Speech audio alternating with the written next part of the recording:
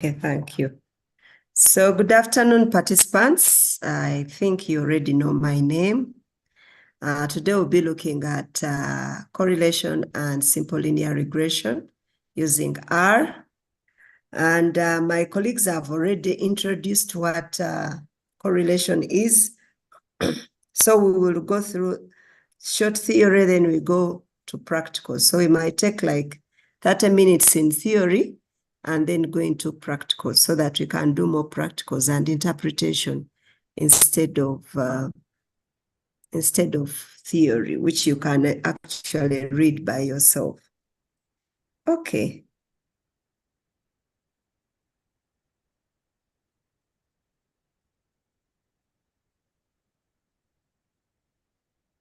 So we find that correlation is a measure of degree of linear association between two variables, and it varies between -1 to +1.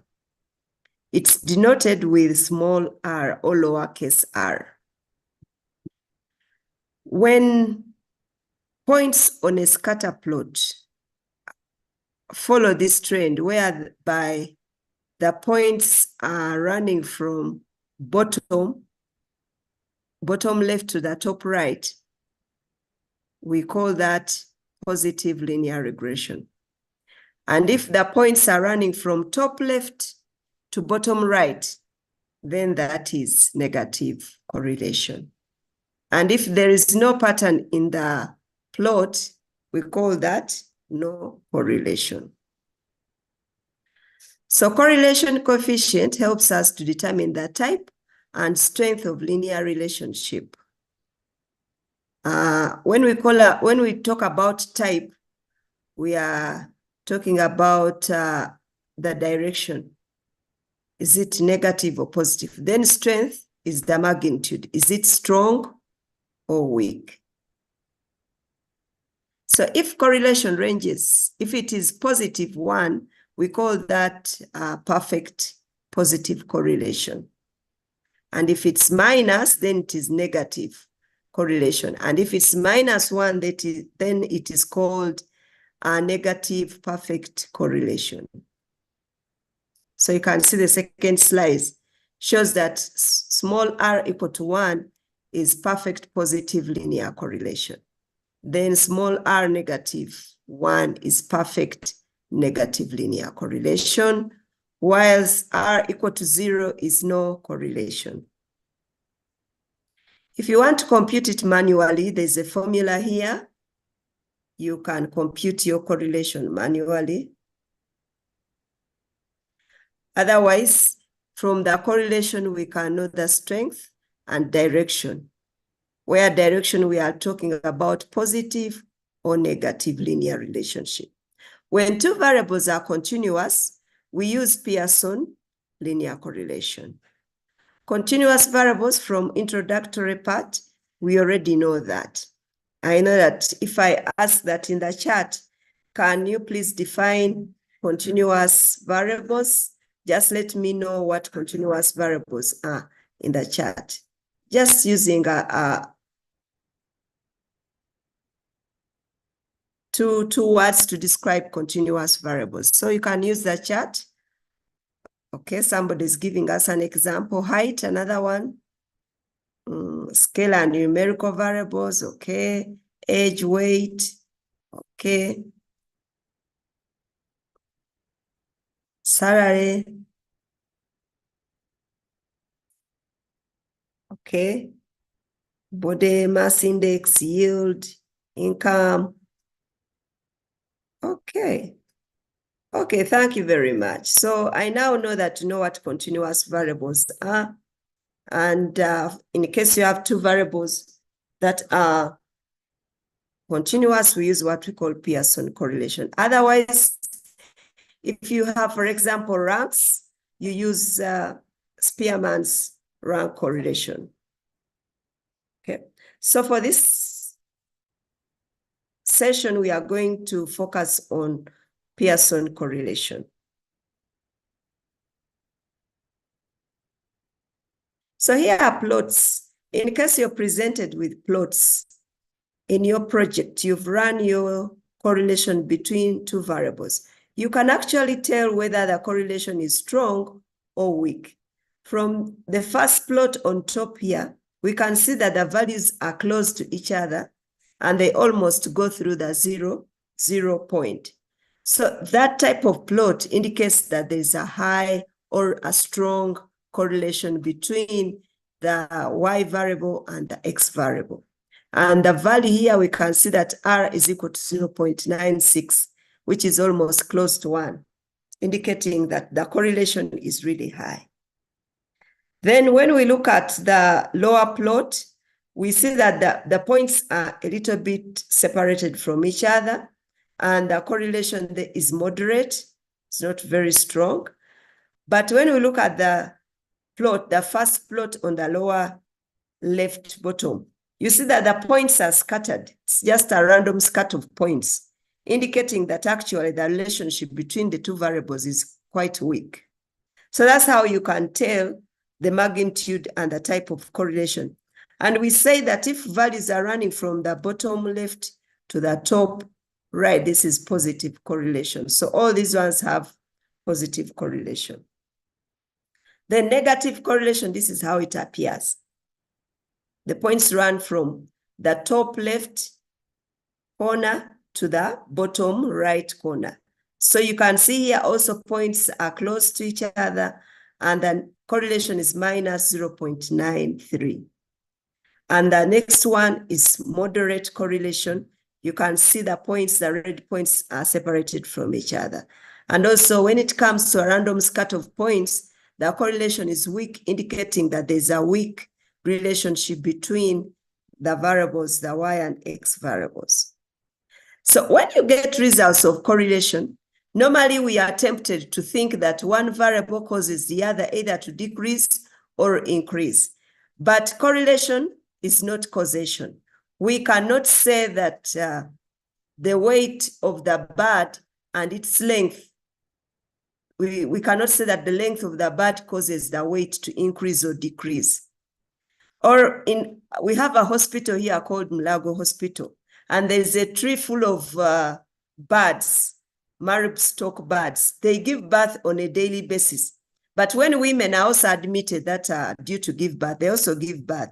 So if you get that data and correlate, you find that they have a positive correlation. So we cannot conclude that the birds cause the women to give birth. So that is correlation. When you conduct a correlation analysis, it just shows you a linear relationship between the two variables, and either it's positive or negative. But one variable doesn't cause the other to change unless if you perform an experiment. So in R, we normally compute correlation using the commands you see, and we are going to apply those commands in R, okay? So before you conduct any regression analysis or correlation, we normally use a scatter plot to investigate what type of relationship do we see. So in R, we can either use ggScatter or ggplot to construct a plot between X and Y so that you see the relationship.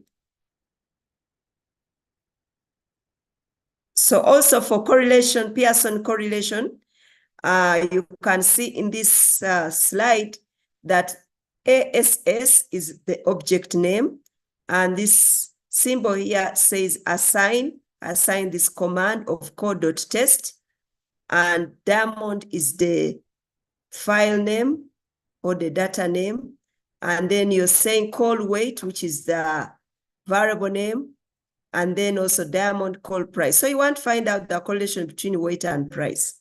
And the method is Pearson. So in case you have rank data, the method would be Spearman. Okay. So we shall see the interpretation when we are in R. For now, that is the theory of correlation. So let's go to regression. So when two variables are highly correlated, you would like to investigate the relationship between those two variables. And normally we look at whether they have a linear relationship, curvilinear relationship, or non-linear relationship. Today we'll talk about a linear relationship. So the process of finding the linear equation that fits the data that you have is called linear regression. And linear regression is aimed at identifying the relationship, estimating the parameters, and also validating that relationship to see whether the assumptions under linear relationship are not violated. So that is the objective of linear regression. And when we have two variables, one that we call the response and the other one we call the independent variable, that type of relationship is called simple linear regression. So how do we identify a response and an independent variable given the data? Assuming you're given data, like for example, you have number of eggs produced, water uptake, and then you have food uptake. Among those three variables, we see that the eggs produced, they are definite. Actually, they do not vary so much. It is very rare you find a bird unless if it is manipulated to give more than 3 eggs in a day, or even 2. And then when it comes to food uptake, food is taken in depending on the need of the bird. And it is measured for each bird. But when it comes to water, the amount of water taken is not measured. It depends on the thirst of the bird. So because there is variation in how much water bird A takes and bird B and bird C, then we call water the response. It responds to the amount of food taken. So if you take more food, then you're likely to take in more water. But when you come to egg production, we might find that there's no relationship between water uptake and egg production. But we'll find a relationship between food uptake and egg production. So for a response, it is a variable that varies when you vary another variable. In this case, we are varying the amount of food and we are looking at water uptake. So water uptake ends up to be the response, while food uptake, because it's measured with minimal error, it becomes the independent variable or explanatory. Okay, so we are going to talk about the straight line relationship and a few equations of regression. Then we go into practicals because this is a more practical topic than theory. So we find that in those who attend the Ugandan system, we have O level and A level, and then those who are in international system have grade 7.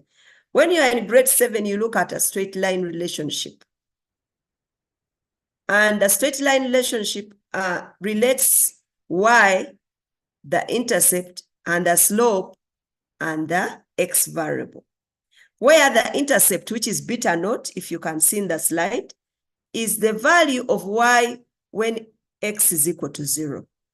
And the slope, for every unit change in x, y changes by the value of the slope. So if the sign in front of the slope is positive, it means that every time you change x by a unit, y is going to increase by beta 1.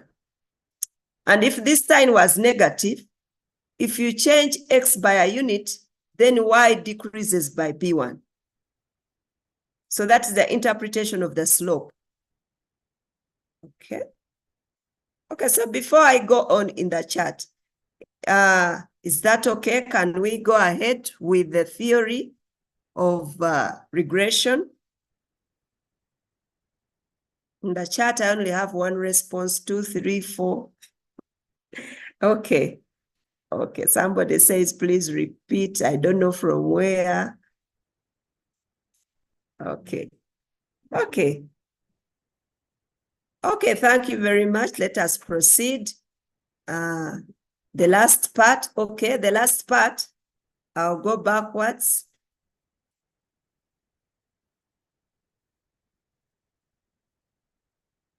So the last part, we have a straight line relationship. where we have y being a function of x and consists of the intercept and the slope. The intercept is denoted as b naught. The slope is denoted as b1. Now, if you have such a relationship and you'd like to interpret the intercept and slope, if x is equal to 0, then if you substitute 0 here, you find that the value of y is equal to b naught. That is the intercept. Then the slope, if you change x by a unit, for example, if x was diameter of a tree and y is biomass, diameter is measured in centimeters. For every unit centimeter increment in diameter of a tree, the biomass of y increases by beta 1, the slope. If it is positive, we say increases. If it's negative, we say decreases. So that is the interpretation of a slope. For every unit increment in x, y increases by beta 1.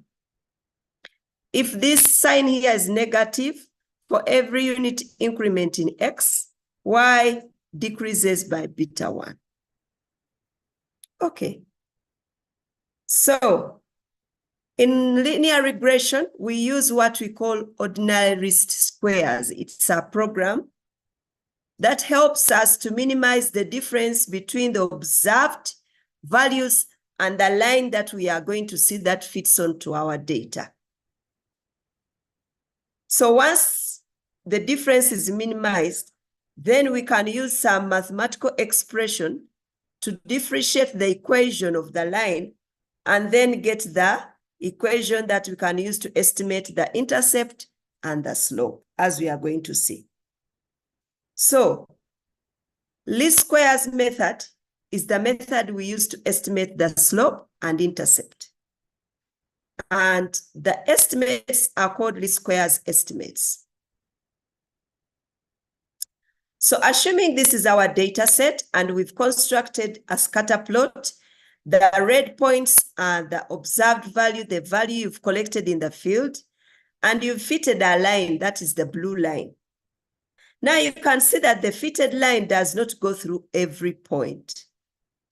And since it doesn't go through every point, we can estimate the difference between the red point and the blue line. The red point is the observed variation, observed response. The whole data consists of 100% variability. That is the response. When we fit this line, we try to minimize the variation between the red point and the fitted line. So let's go to the next slide, which I want you to see. That is this one. So this is the scatter plot we had, the original one, where it is a relationship between the chest girth of the bird and the weight of the bird. So this is the relationship. You can see it is positive, linear, and strong, given that the points are concentrated together. Now, if we fit a line, that's the regression line, the blue line. The line does not touch all the points, all the red points. If we come back to this section here, the red points are called observed value. That is the chest girth. Now, when we fit the Y line, it explains some variation, but then leaves some. So the difference between the blue line and Y, the observed, is what we call residue. The blue line is the new regression line. The data here before you fit the regression has 100% variation, meaning it has the response itself, it has beta naught plus the intercept x and the unexplained variation, which is the residue. When you fit regression, whatever is unexplained is what we are showing with this line as residue.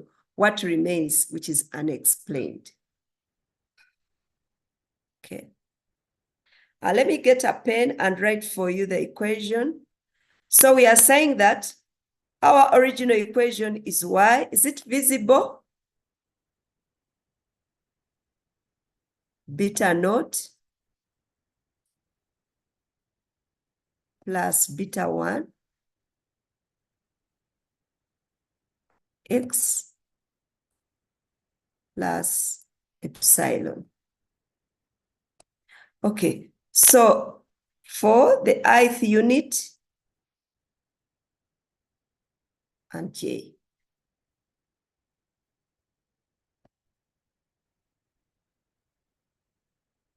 Okay, so we are saying that originally before you fit the line, this is what is in the data set. Once you fit in the line, you're going to explain this part.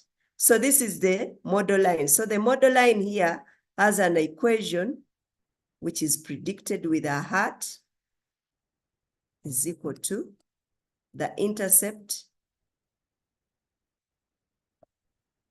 plus beta 1, the slope x. So this is the new equation. Now the difference between yij and y hat is what we are calling the residue. Okay. And you will find that now I'm using capital O beta naught instead of small. When we are doing the tests, the test statistics, we CT test, regression, we test the parameters, the population parameter, not the statistics. That's why now we see that instead of writing beta naught small b, we are writing in terms of the parameters. Okay. Okay, so that is what happens in regression.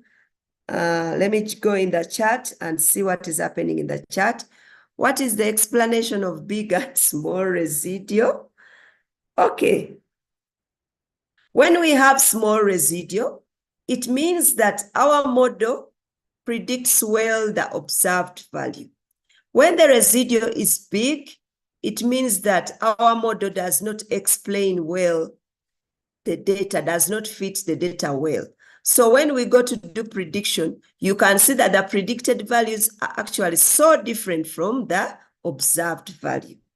With a small residual, the predicted value will be close to the observed response. Okay. So let me see. Okay. I think that is the question which was there. Okay.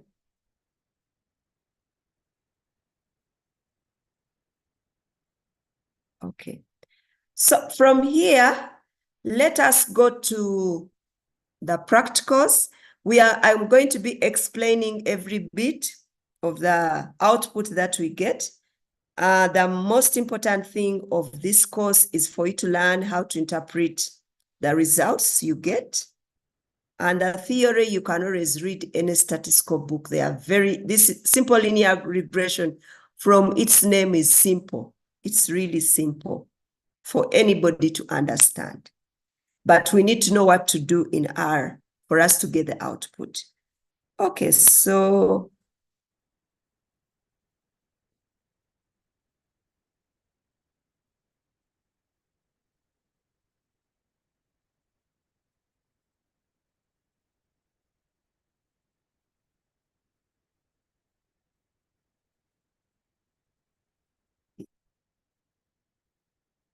for now, let's turn to R. You can be downloading the file. The file we are going to use is called eggp. That's what we are going to use. So I'm going to stop sharing and then share the R.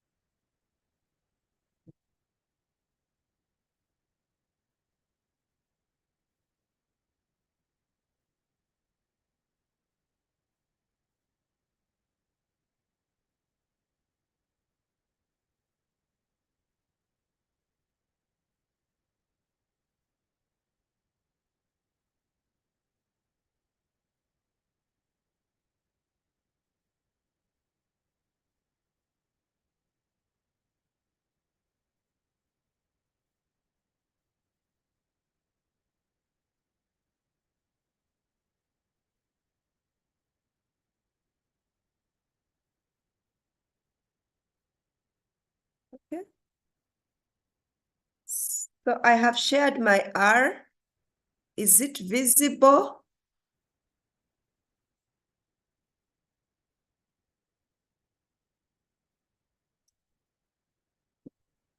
Is it visible? Okay.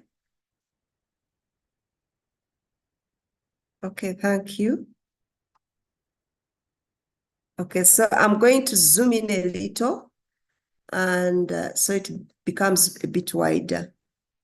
Okay, so we remember that this file we are using is called core and regression.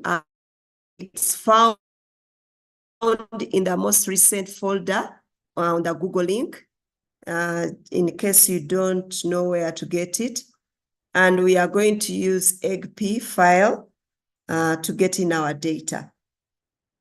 So as usual, we first of all load the packages. I assume now everybody has these packages. You've already installed them, but in case you see any of these ones that you've not installed, just use the install command. So you can see, for example, on line 16 up to 19, I have added this to show you that in case you don't have either Gmodels or you don't have OL, LSRR, or you don't have car or mass, you can just type install.packages in bracket inverted comma, and then you put in the name of the package and run, and then we load. So do not load a package you don't know. Go through the list. I give 1 minute to everybody to go through the list of those packages that I've listed. And in case you have all of them, then we are good to go. In case you do not have any, just pick the name from here, insert it between here in the brackets and run, and then it will be able to join other packages in your R program. And in case you have all these packages installed, we are going to load them. So I'm going to highlight all of them, just like you see, the blue. I have highlighted all of them. Yes. I have already shared the material in the Google link. My colleague Thomas and Helen can provide the link, and you download the R script. And also we are going to use eggp. So in the chat, does everybody have the script? Please, the link. So the link is there. No. Okay, I'm going to give you 5 minutes to go to the link and get the data set. Okay, so I'm giving you 5 minutes.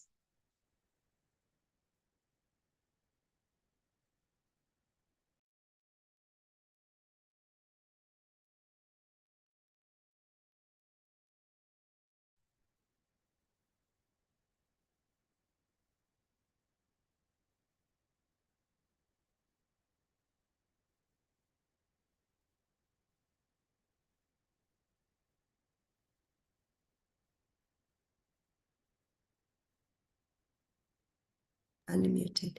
It is a CVS file. Yes, Helen. You didn't share the link. Sorry, the R script. I didn't share the R script. Yeah, they are Okay, only, let me. only correlation, the PDF and then the eggp.csv. You can share Okay, it and then I upload it. Okay, You can put it in the chat. I can pick it from there. Then upload. Okay. So about that, I didn't see it.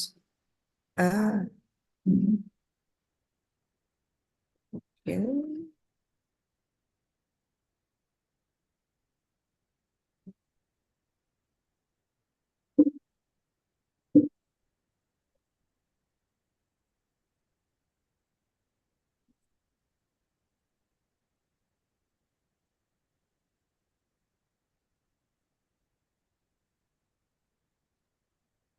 You said 3.91 million. Okay. Helen, have you gotten it?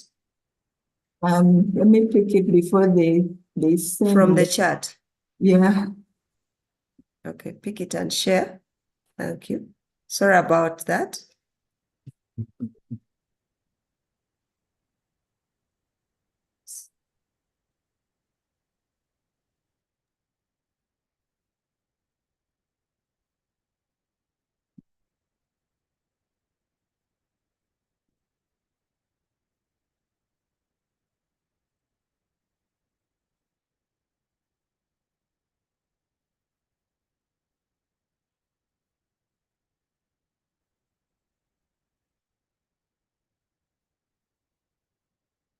Okay.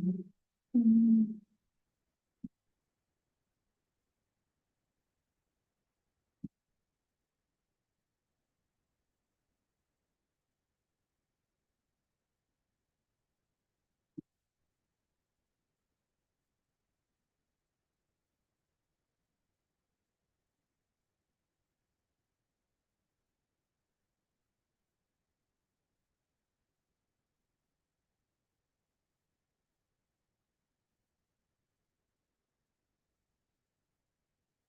Yes, they can check now. I've put it there. Day 5, then the R script is there now.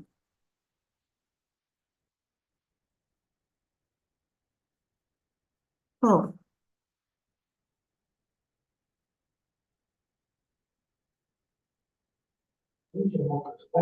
Prof is muted. She might be talking while she's muted.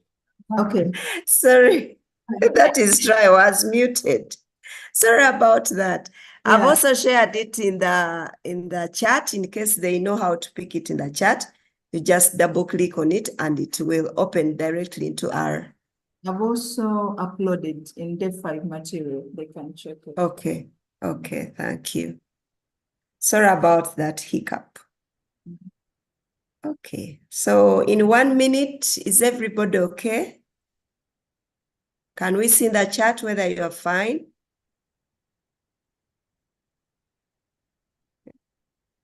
I need to see more yes. Please download it from the Google if it's not opening. If it's not opening, then you do not have R on your laptop or your desktop. Make sure you have R.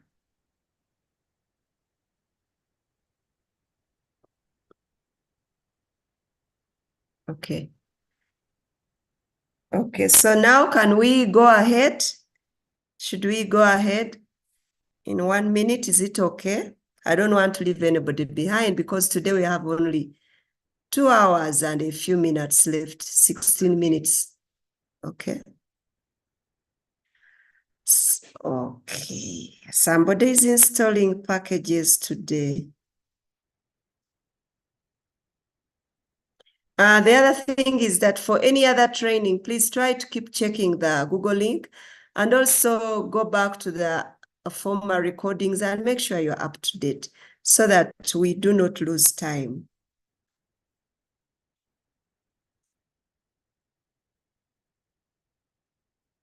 And you're saying installing missing packages. Okay.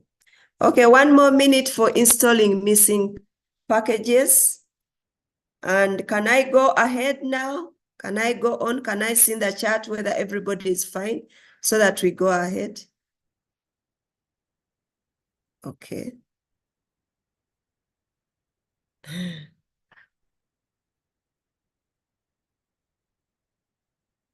I need to see like 200 yeses because we are 500 going to 600 actually. So if I don't see, then I'm going to stay here waiting for you guys. Okay.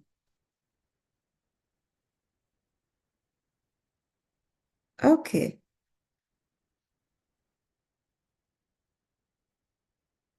Okay, then I think we can start.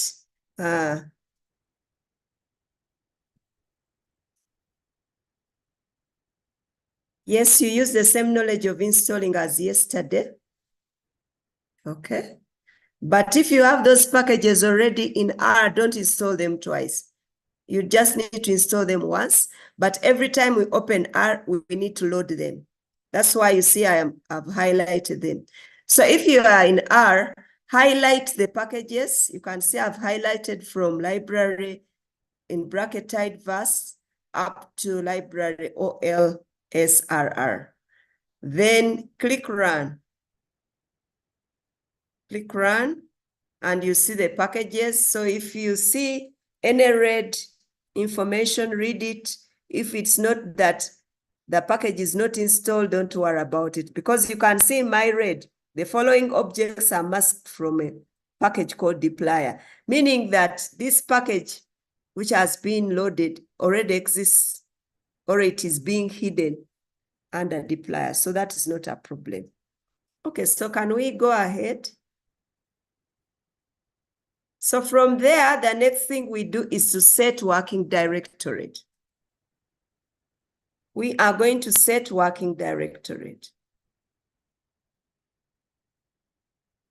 So you can use two ways of setting the working directorate. You can either go to the menu, see session window.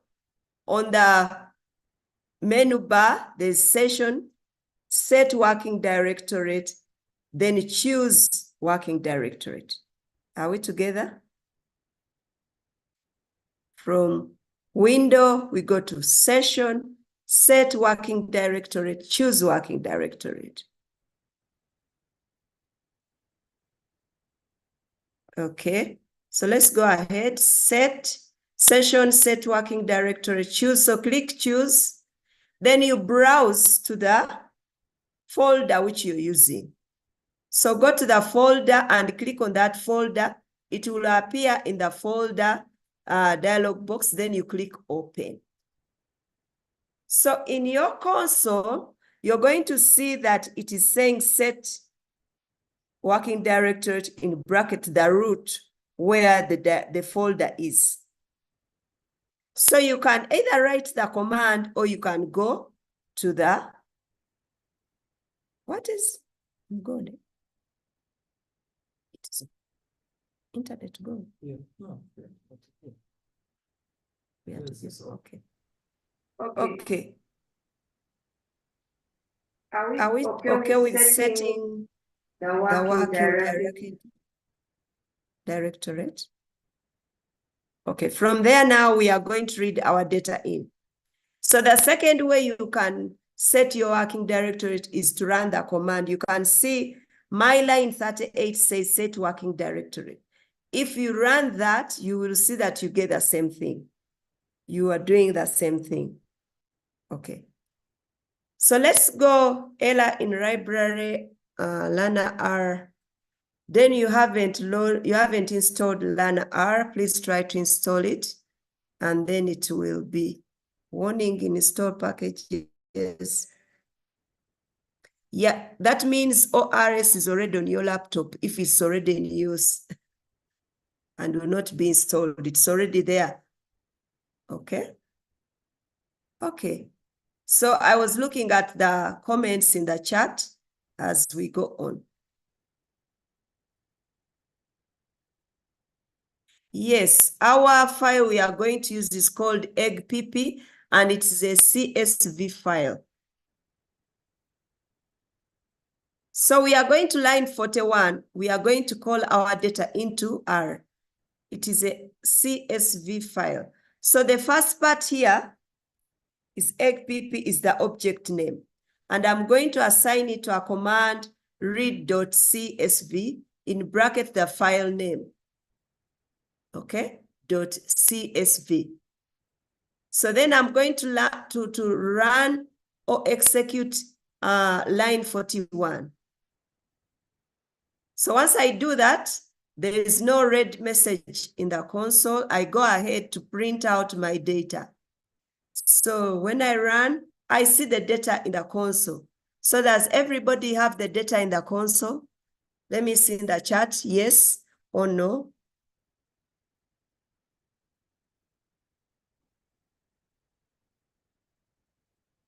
Okay. Thank you.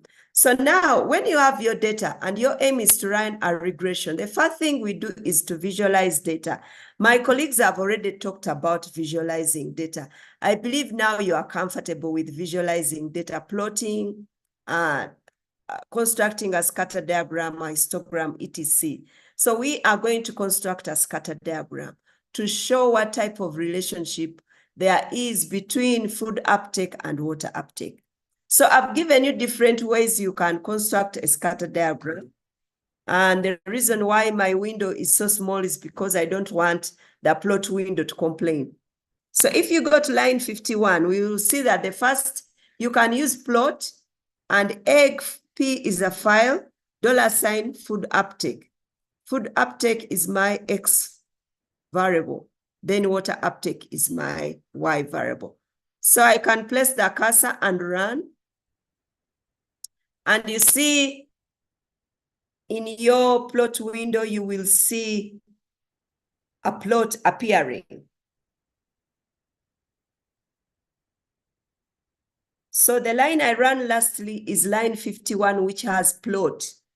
Okay, line 51.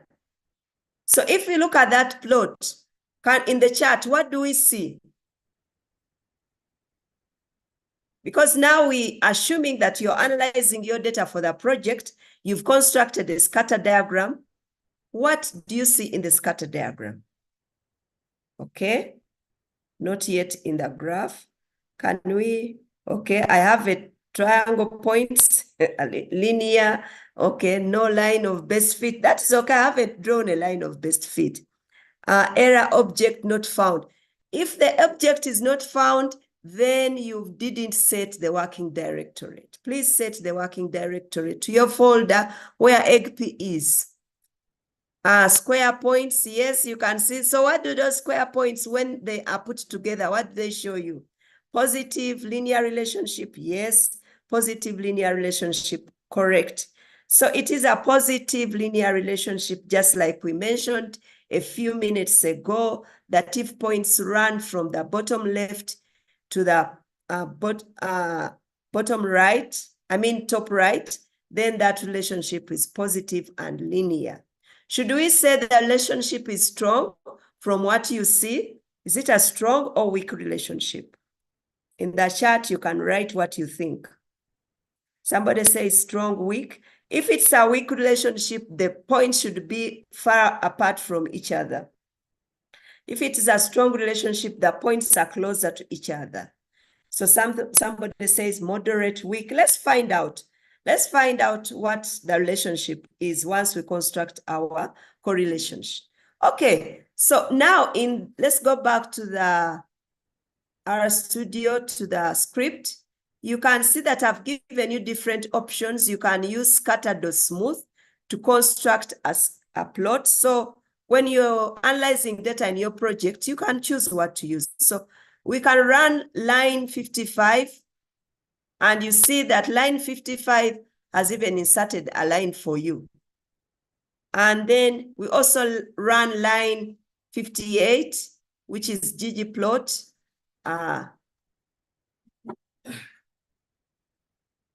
And it adds a boundary around your points and a line fitting the data. So that is the regression line. So it is trying to show you that the line is likely to go through those points you see, and it is a linear relationship. And somebody says now the relationship is strong. I also believe that the relationship is strong, but we shall prove. Okay. Is this the line of best fit? Not yet. We are just exploring visually what the data tells us. Okay. So in the second part, I'm not going to run this command. I just split line 58 to 60. I split into stages for you to learn how to add different sections of the command. So I'm not going to run that. Let me go and run this part. So let's go to line 97, where we want to compute the correlation coefficient. And see, line 58 shows the error. So put the error in the Q and A. My colleagues will help you with that error. Okay, so line 97, we are going to compute the correlation coefficient. And the command we are using is cor, C-O-R. Ask is the object name where I want that information to be stored. And I'm saying that in the file egp, call food uptake, comma, and then in the file egp, call water uptake, and we are going to use a method called Pearson. So that ends our line or command line. So let's run line 97. So when you run line 97, you don't see anything. But in the environment, if you check the environment, you see that has given you a value. Let's run the object ask. And when you run the object ask, you get a value 0.9778789. That is the correlation coefficient. So the correlation coefficient 0.977 shows that the relationship between water uptake and food uptake is positive and strong linear relationship. It is positive and strong. So we find that if the R was equal to 0, we would not have a relationship. There would be no linear relationship between water uptake and food uptake. If R, small r, was equal to 0.5, we would say it's a moderate positive linear relationship. If R is greater than 0.5, then it is strong linear relationship. If R is equal to 0.5, it's moderate. If R is less than 0.5, it's weak. So that's how we interpret those values. Okay. There are people install ggplot too. Fine, when they're trying to run ggplot, it's saying, okay. Oh, I am moving. Am I moving very fast? Results confirming that it is very strong. Yes. If I'm moving very fast, if you finish constructing the ggplot line 90, that was line 58, go to line 97. Very fast. Okay, I'm going to reduce. Sorry about the speed. Yeah, thunder speed. Okay. Participants, let's go to line 97. I've jumped the lines in between because I was trying to show you how the things come together to form that line of GG scatter plot. Okay. Okay. So somebody has an error that function GG is not found. If you've installed it, load it using library in bracket ggplot. It will now start working. Oh, somebody says I recap from the beginning. Oh, my dear, I can't go back to theory. I'm going to recap from where I am, line 97. Okay, so please come to line 97 because line 58 was constructing a scatter diagram, which you did yesterday. I was just doing a simple recap. Now, the real gist of the matter is at line 97. So let's turn our eyes to line 97. We'll start from there. What's the difference between R and R squared? You are ahead of us. Mohammed. Okay. You're ahead of us. We'll talk about R and R squared later. So everybody is at line 97. Run line 97. How do you know it is a positive relationship? You can see that if you have the value of 0.977, it is positive. That is how you know it is positive. Or if you have a scatter diagram without that number, if you look at my output of the plot window, if points run from the bottom left, going across to the top right, then you have a positive linear relationship. Error object ask not found. My colleague will help you there. Meaning you didn't run line 97. Please run line 97 because object ask consists of that command at line 97. Okay, somebody is warning you. I think, yeah, I am going to contend with him. Then we did these things yesterday. I'm just doing a simple recap. I want us to do regression and finish before time. So let us pay attention. Let us all go to line 97. So in the chat, are we all at line 97? Because I want to repeat it.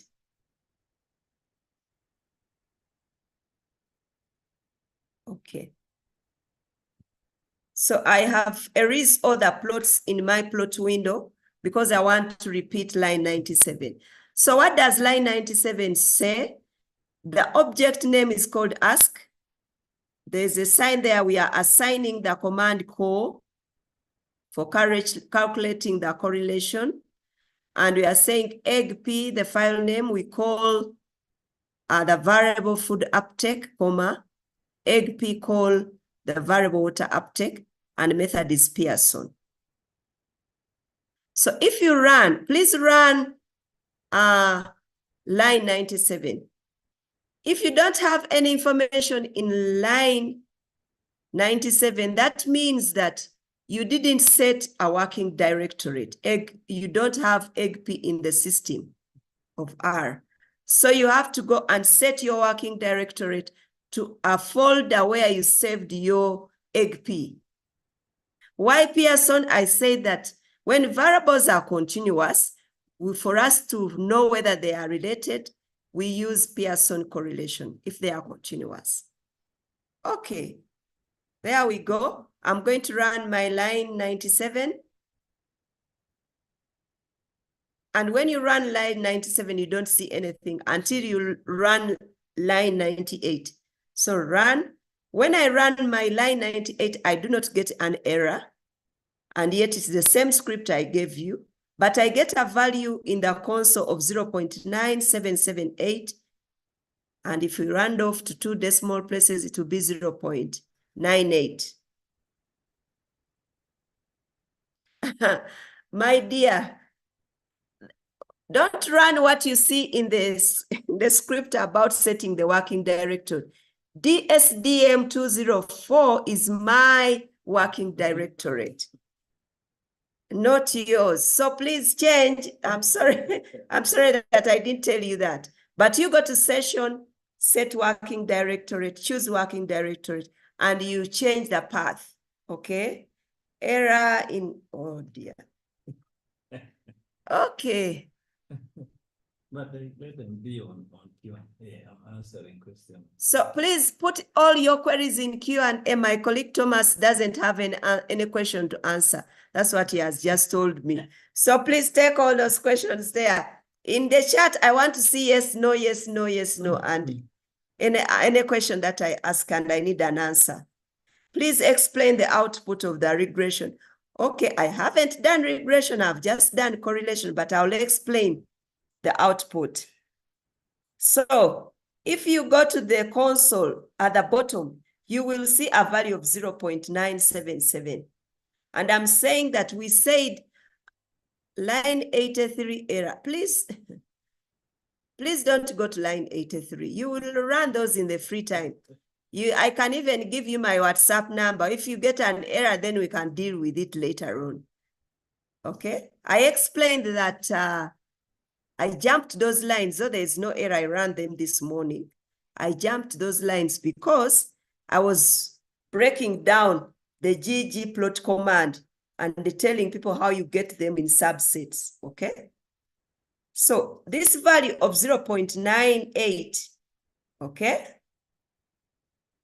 is the correlation between water uptake and food uptake.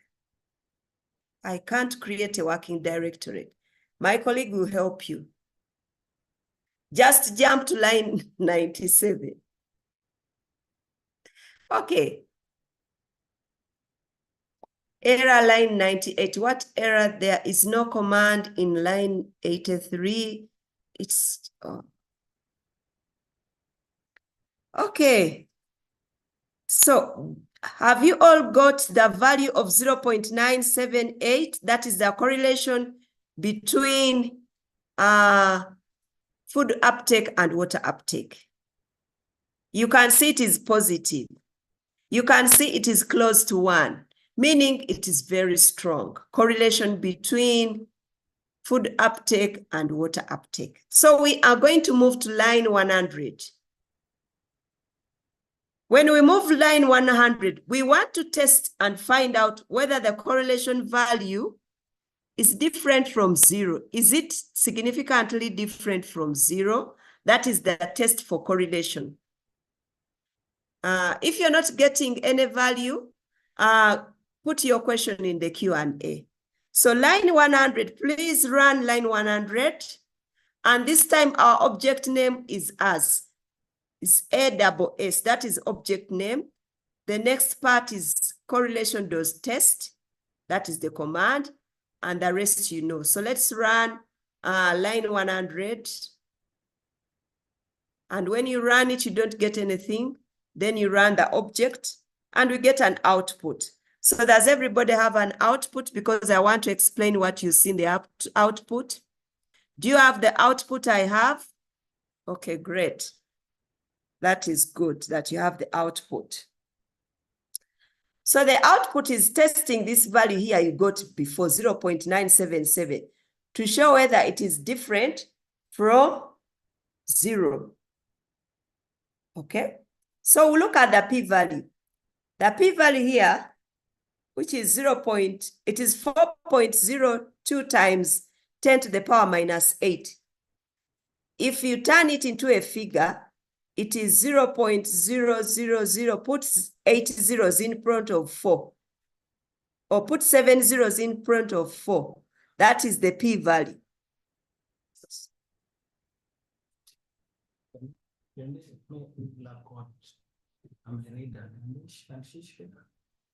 Okay.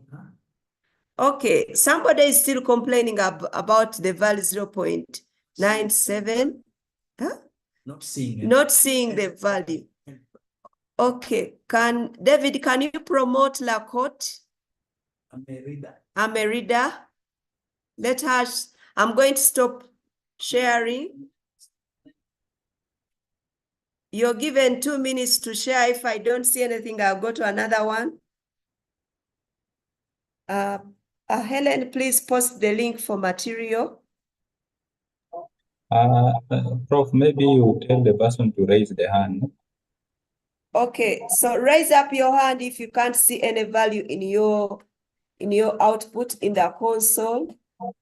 Please raise up your hand so that David can see you. The link has been posted, so pick it and get the work.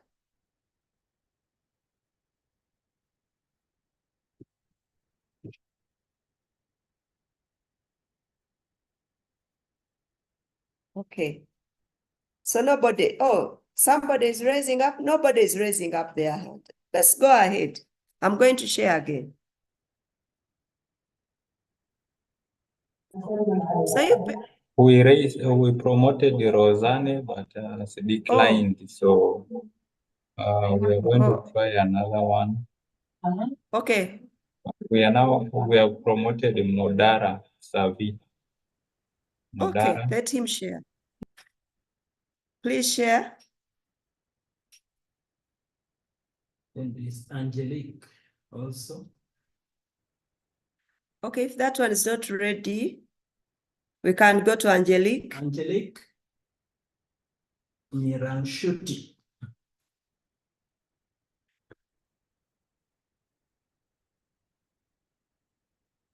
Modara has joined. Modara, okay. Please go ahead and share your screen.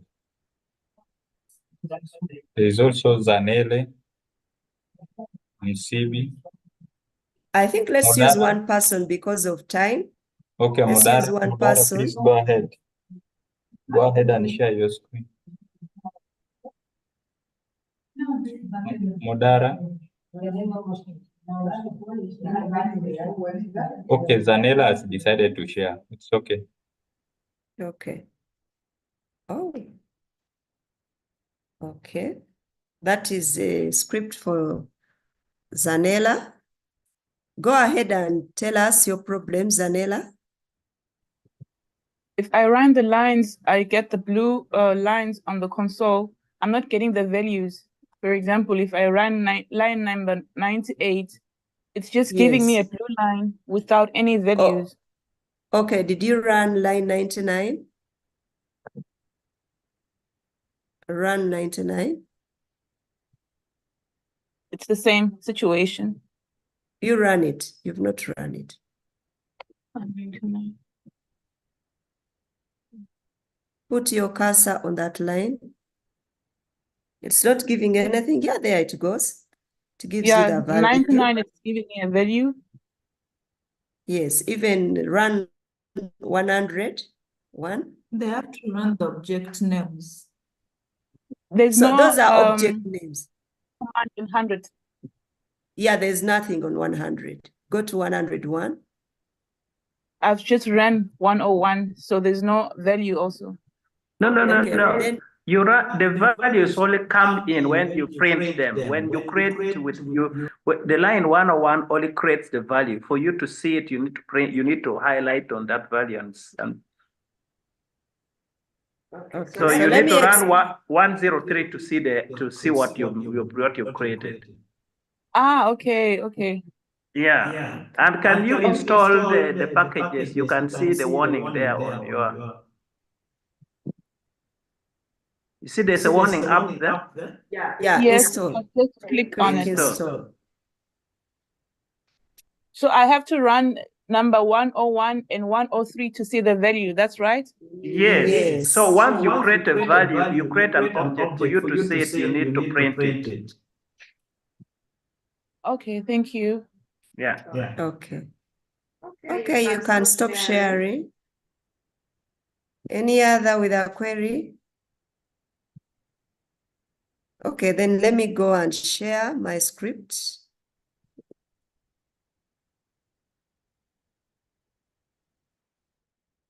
Okay, so I'm going to repeat mine on my script. It's line 100. So line 100, ASS is the object name, and I'm assigning this command you see here. And it's the one which is going to contain, the object name contains the output. So for you to see the output, you have to print it out by running line 102. So if I run line 100, I don't see anything. Then when I run 102, I see the output. Okay?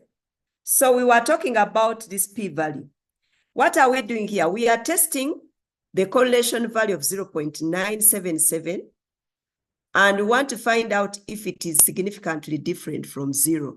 Remember that if R is equal to 0, then there's no correlation. So the test wants to find out whether there is actually a significant correlation between food uptake and water uptake. So that is the test we are doing down here. So when the p-value is smaller than 0.05, as you see, it is 0.00007 decimal places before you reach the point. Let me write it down for you so that I don't have to. I'm going to write here, it is 0. I hope you can see what I'm doing. So we have 7 zeros in front. That is 6, 7, 4,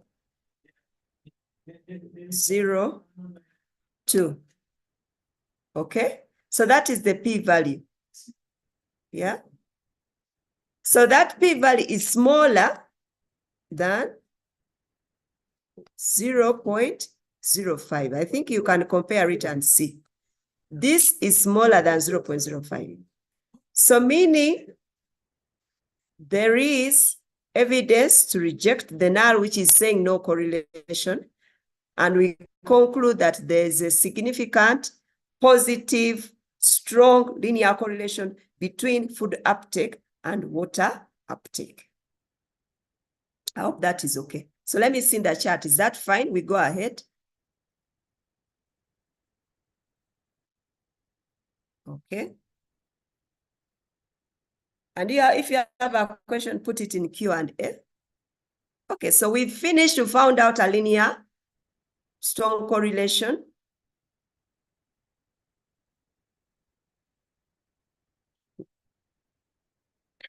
Please explain again. So the p-value is smaller than the significance level that we set normally when we are testing hypothesis of 5% for agricultural research, forestry, all those sciences that are not so sensitive. if you're dealing with humans, human medicine and veterinary medicine, the significance level is smaller than 0.05. So at 5%, even if we chose 99.9, still it would be significant. The value is smaller than 0.05. We have evidence to reject the null, which says no correlation, and conclude that there is a significant positive and strong correlation between food uptake and water uptake. Now, don't ask me where did I get strong and full and linear. You already know that. Okay, let's go ahead. Let's go to the, let me remove this. Let's go to the script again. So we are going into regression. So if you find that there's a strong correlation between two variables, you want to investigate that relationship using simple linear regression in case you have only two variables. Like now we have water uptake and food uptake. So we are going to write an equation in the script, in R script. And it helps us to run a regression relation analysis. So now the model name, the object name is called model. We assign LM. LM is linear model. Water uptake is our response. The tilde means function. So water uptake is a function of food uptake. And the data where that information is egg P. So that is line 110 in my script. So if you run that line,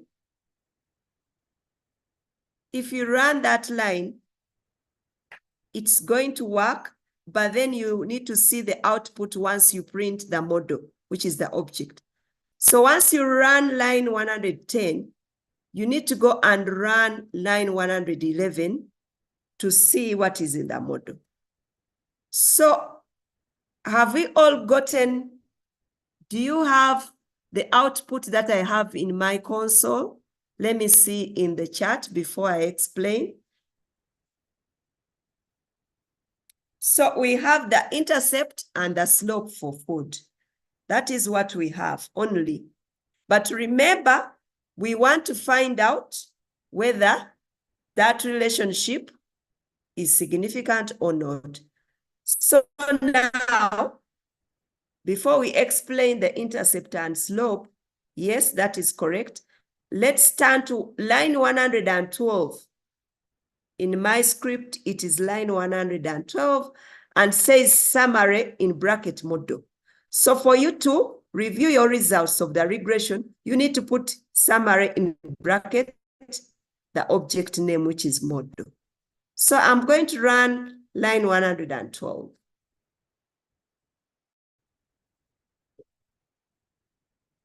So output before I start explaining. Similar output participants. Can I see in the chat? I have just run summary in bracket model. Model is the object name. And in that object, we stored our linear regression. Okay, that is great. So let's turn our eyes to the console, to the output.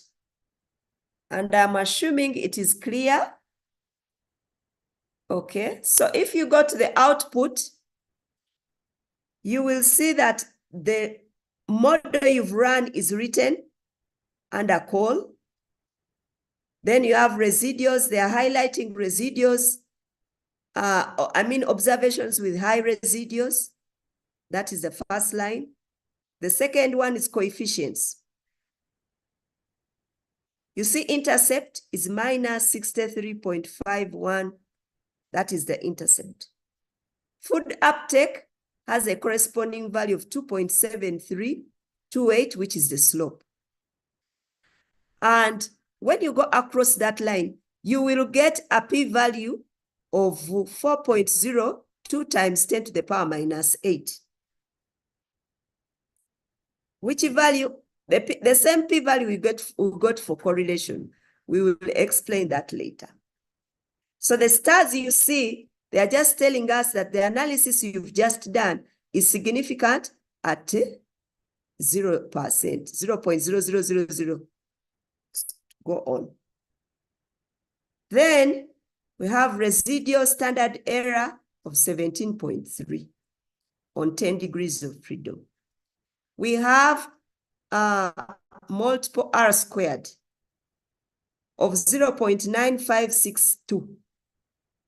Now, let me start from there. Do you remember our correlation value? Our correlation value was 0.9778. Can somebody get the square of 0.97787, the correlation value? Just square that value. What do we get? Write it in the chat. If we square 0.977, what do we get?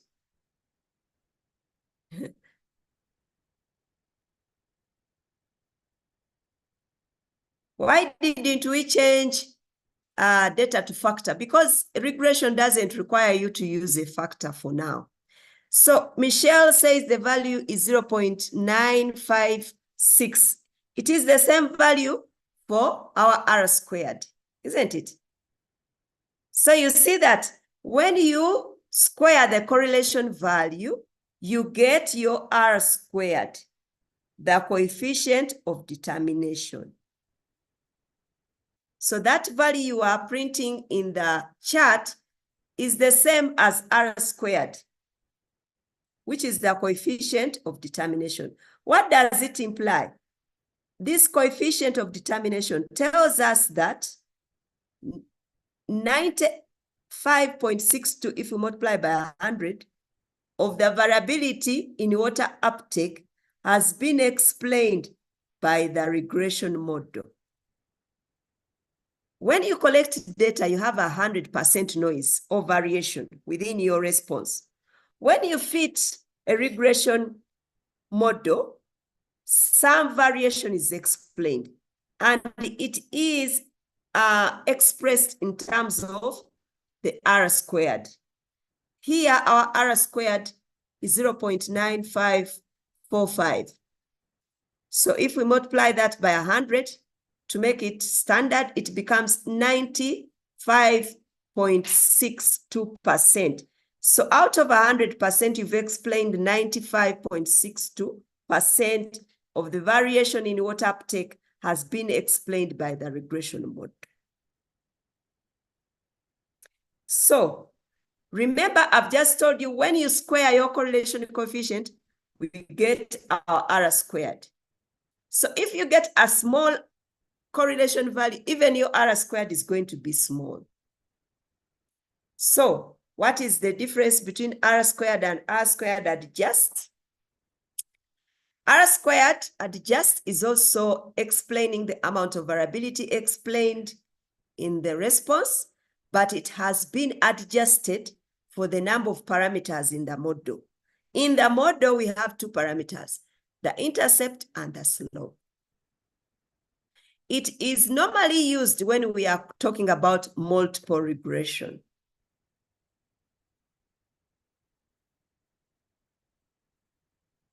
Do we need to put it in the data presentation or discussion? Yes. When you run a regression, you need to show how much variability has been explained by the model. So in this case, we've explained 95.6%. And also that value tells us that our model actually is good, is fitting our data. The amount of variation, residual or noise that is not explained now is very little. And that means when you go to do prediction using that model, you're going to get accurate values because you've explained most of the variation. Okay, now,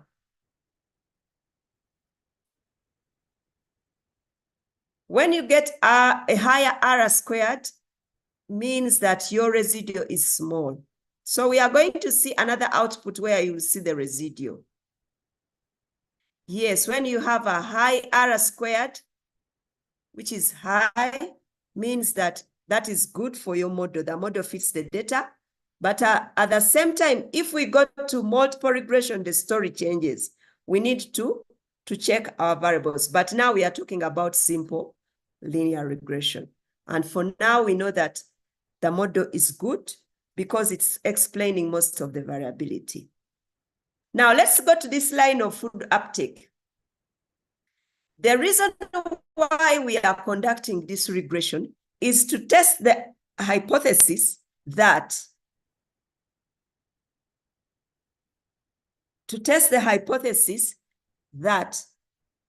the null says there is no linear relationship between water uptake and food uptake. The alternative says that there is a linear relationship between water uptake and food uptake. So if you look at the output corresponding to food uptake, you will see that our p-value is 4.02 times 10 to the power minus 8, which is smaller than 0.05. So we have evidence to reject the null and conclude that there is significant linear relationship between water uptake and food uptake. Remember, I said the aim of regression is to estimate the parameters, the intercept and slope, to identify the type of relationship, it's linear. And now we've proved that actually the linear relationship is significant between water uptake and food. The last thing we are going to do is to validate that model. If it violates the assumptions under simple linear regression, which I'm going to mention, then we need to go back and do something to our data. If you have many variables, we use what we call multiple regression. But also under multiple regression, which we may not be able to cover today, if we finish simple, when we still have some time, we will cover it. But if not, then we will do it next time we meet. Okay? So the theory I'm explaining holds even for multiple regression, except a few things which we will mention when we are talking about multiple regression. So we've said that we now know there's a strong linear relationship between, significant linear relationship between water uptake and food uptake. Now, when you're presenting your results, you don't need to present all this information I see on in the output. You need the p-value, the degrees of freedom, and the t-value only. The p-value corresponding food uptake, the t-value, and the degrees of freedom. Then you explain what that p-value means in terms of your research. Then you also need to show the R-squared and also explain. Whatever I put in your project, explain. Don't leave it for your supervisor to tell you explain. Okay? Okay. So now let's go to another line. So the first part we saw was the first way you can analyze your data using regression. Now, let's go to the next part, then I'll explain about degrees of freedom. So we can also use the command of, which is AOV, to produce linear regression. So let's run model 116 in my script. In your script, I don't know which line you are on, but we are here on this line. The object name is model 2. Okay, I'm going to run that line. And then I run the summary model 2. So this particular one gives us everything you've received in the first part of L linear model. Remember, we use command LM. Here we are using command AOV. So using command AOV, we get even the analysis of variance table, which we didn't get before. So we've explained everything above. You see my highlight. The only thing we've not talked about is the ANOVA. This is the analysis of variance table below here. Does everybody have the analysis of variance? But no interpretation here in my console. You please write that problem in the Q&A. Yes, do you have the same output? I'm also going to talk about the intercept and slope in terms of the equation, the variables we have. Okay, thank you. So let's pay attention. We run a command model2 using the AOV command, and it gives us what we call an analysis of variance table. This analysis of variance table is actually doing the same thing like above. So let's explain the components of this analysis of variance table. You will see that the first part here should have source of variation as the title here. It has food uptake and residue. Food uptake has a degrees of freedom 1. How do we get 1? The number of parameters in the model are 2, the intercept and slope. So the number of parameters minus 1, we get 1 degree of freedom. Or the number of independent variables in the model are 1. So that's why we have 1 degree freedom. We are going to the second. Oh, let's go to residue. Degrees of freedom residue is 10. Who can tell me how we get 10 in the chat? This time I want to see who knows about regression and who has understood. How do we get 10? Okay.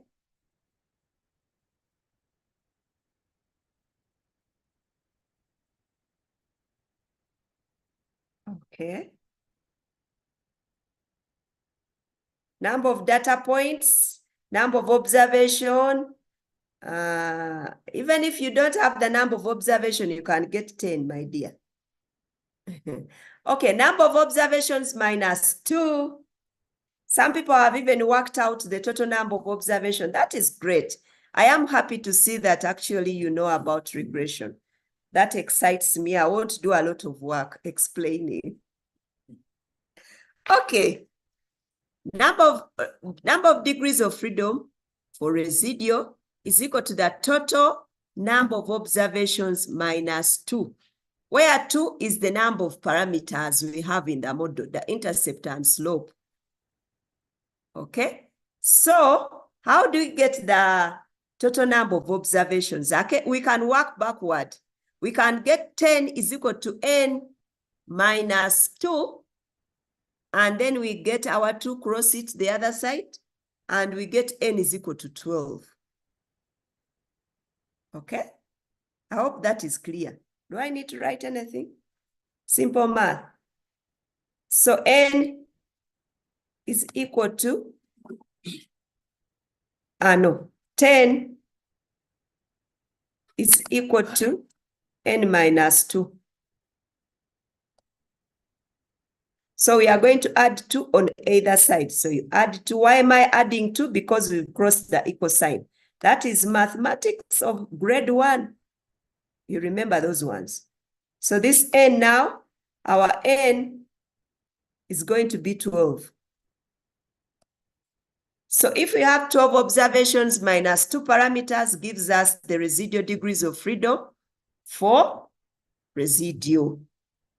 Okay, I assume that is clear. So why do I labor with all this? When you get an output as a researcher, you need to understand what the computer is doing. Okay? So don't get values and hurriedly pick them, put them in your project. If one of your supervisors is good in statistics, you'll be able to know that you're actually presenting wrong results. So always know what the output means and what those numbers mean and how to compute them. Okay? Now, sums of squares, there is a formula for sums of squares, which we will not do today. And then we also have sums of squares corresponding to residue. Let's explain about mean square. Now, mean square corresponding to food uptake is the ratio of sums of squares of food uptake divided by 1, the degrees of freedom. Okay? So you see that the mean square is equal to 65610. So sums of squares divided by 1 is equal to mean square. If we go to residual, the mean square residual is equal to the sums of squares corresponding to residual divided by the degrees of freedom. Gives you that value. Somebody is saying they didn't understand about residual. I don't know what you didn't understand, but to get 10, you get the total number of observations minus the number of parameters. Okay, let's go to the F value.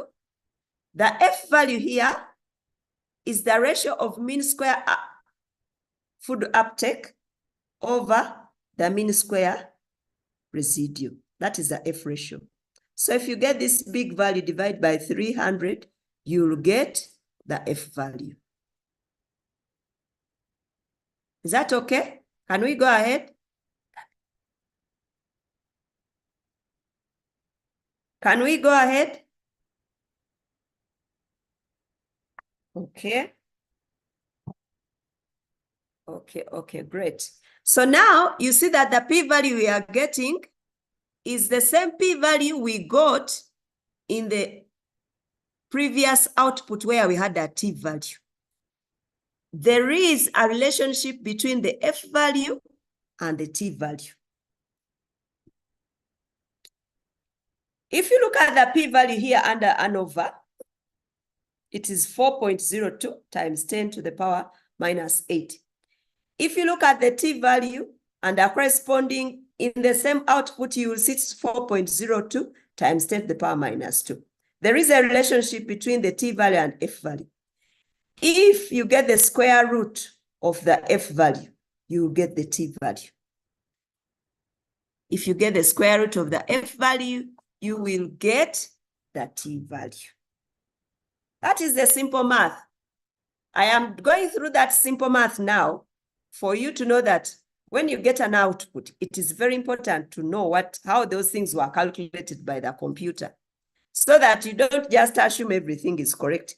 How about if you made a mistake entering data? How about if you wrote a wrong program? So you need to know how to compute them manually. The thing is, for us, when we were studying as students at your age, we did these things manually. Manual. 1 + 1 = 2. So that's why you see I'm still in that analog. I'm still analog, by the way. Okay? Although I'm learning to become, what is the most recent term? Digital. I'm learning to become digital. Okay, so what does the p-value mean? Now, the p-value here, the hypothesis we are testing, null is that there is no linear relationship between water uptake and food uptake. The alternative is that there is a linear relationship between water uptake and food uptake. Now, because our p-value here is smaller than 0.05, we have evidence to reject the null and conclude there is a significant linear relationship between food uptake and water uptake. I hope you people understand it. We are using actually probabilities. Our probability for the null to be correct is 0.05 or 5%. So if you get anything lower than 5%, meaning the chance of the null to be correct has reduced. That's why we reject it and conclude in terms of the alternative. I think that is I have simplified it beyond even a layman who has not done statistics should understand now regression. That's why this part is called simple, because it is actually very simple for you to understand. Okay, so if we are good to go, we are moving on to the second part.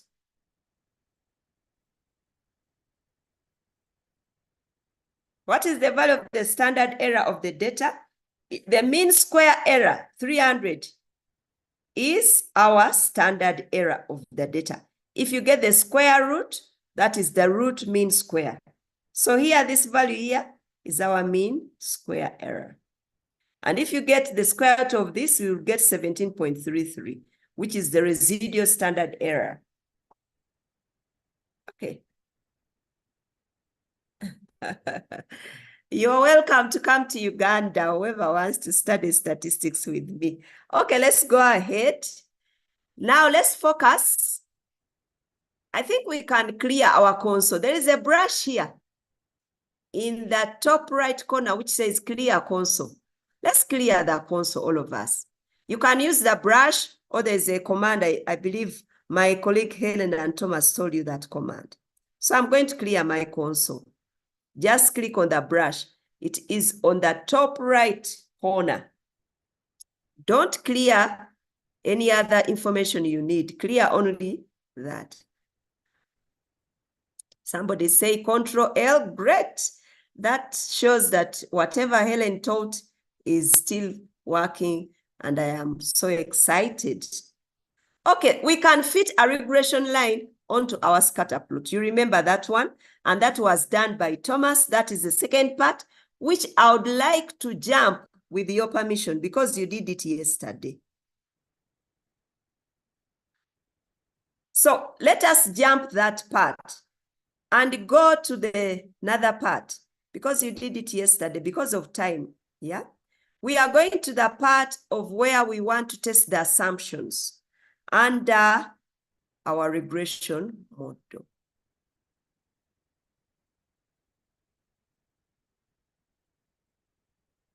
Some of those questions my colleague will answer. What's the difference between standard error, mean standard error, and residual?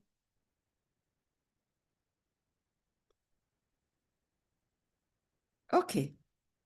So the next thing we want to look at are the assumptions under the regression analysis to be valid.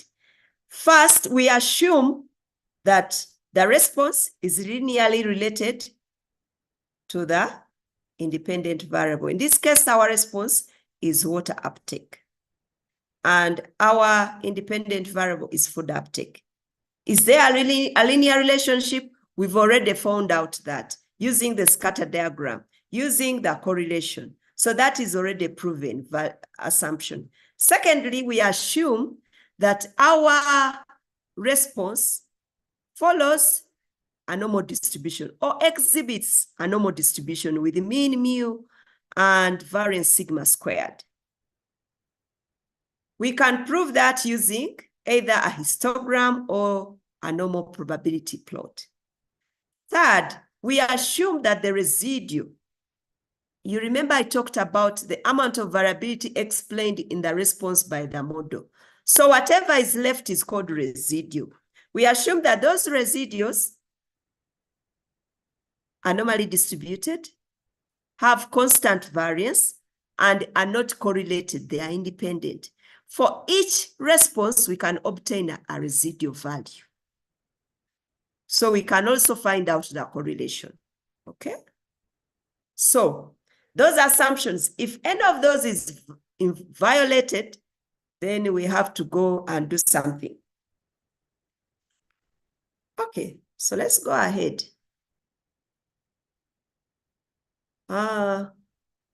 Checking assumption, I'm on line 162. Checking assumptions under linear regression. Please repeat the three assumptions. The first assumption, we assume there's a linear relationship between the response and independent variable. The second one, we assume the data is normally distributed with mean mu and variance sigma squared.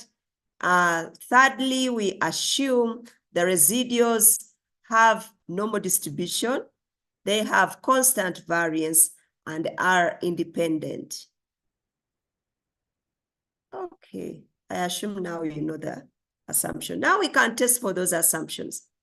Before you test those assumptions, you must remind the program that you are still doing regression. So I'm running line 164 again so that I can pick the model object, the object model 2, to use in my plots. So I'm going to run the regression model again. So I run and run. And then I go to line 67. I believe you know this line 67. It just splits the grid into a 2 by 2 so that you are able to get four plots.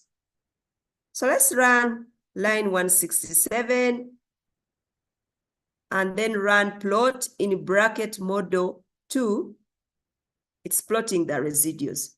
So if you see in my plot window, I have 4 plots.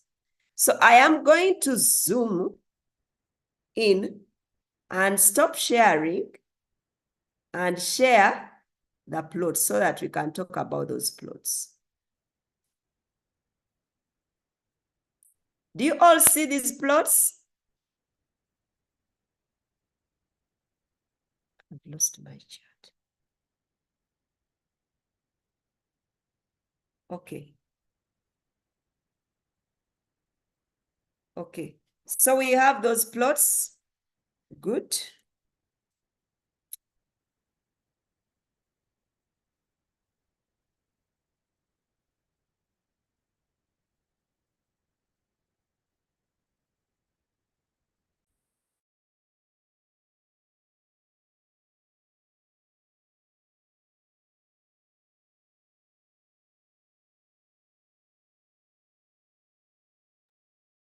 Okay, so the first plot is a plot of residuals versus fitted values. Now, the fitted values are the predicted values. With the model that we got, we can predict the values. We insert in the intercept and the slope and predict a value, which is called a fitted or predicted value. So if you plot residuals versus fits, you should just get a random scat of points. No pattern in the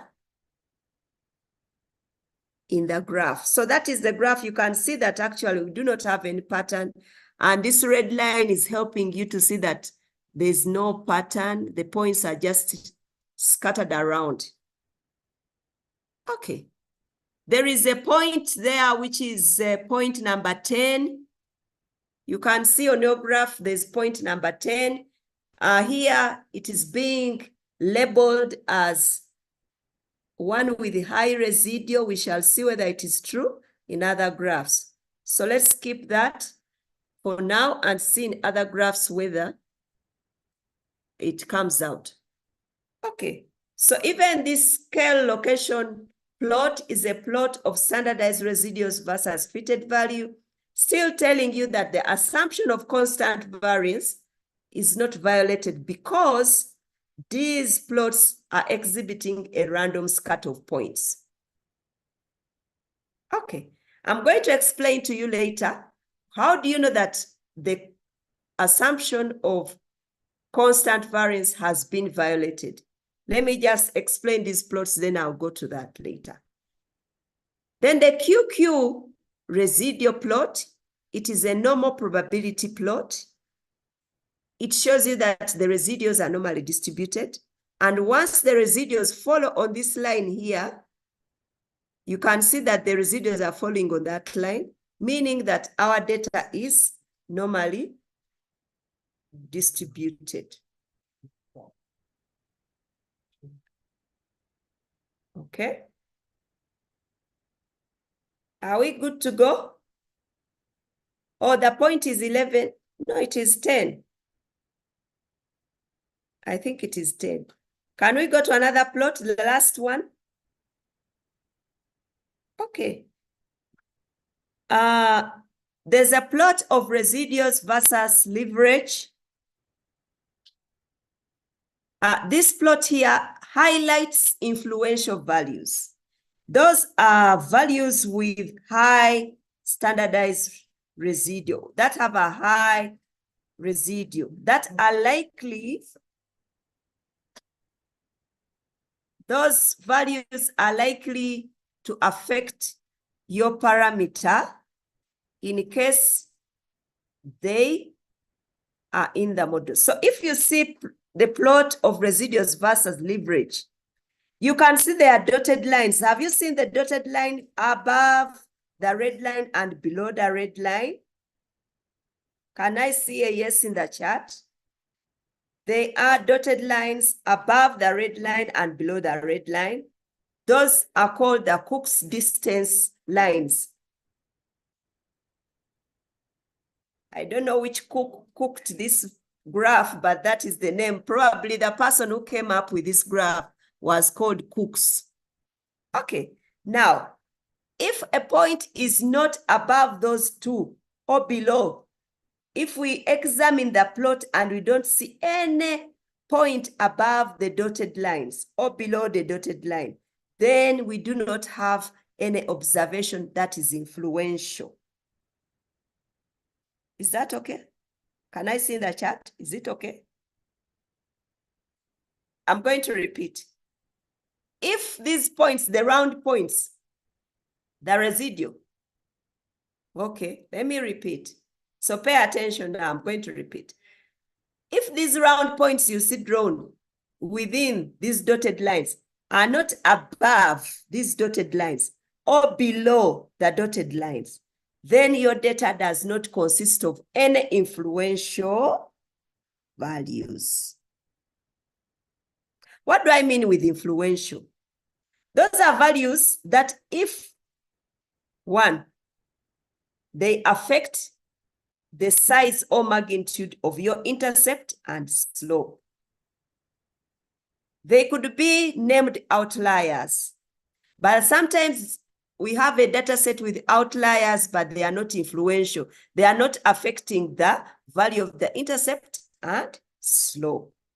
So in this case, we can have outliers that are not affecting your results. So the Cook's distance result will show you that these are called outliers, like outlier 11, and there's also another outlier here. They are there as outliers, but they do not influence. They don't affect the value of your parameter and intercept. Okay, are we together? So influential values are those values that if removed from the data set, they would either inflate or deflate the value of the intercept and slope. How do they occur? One, it could be an error, you entered your data wrongly. Two, it could be a natural occurrence by chance.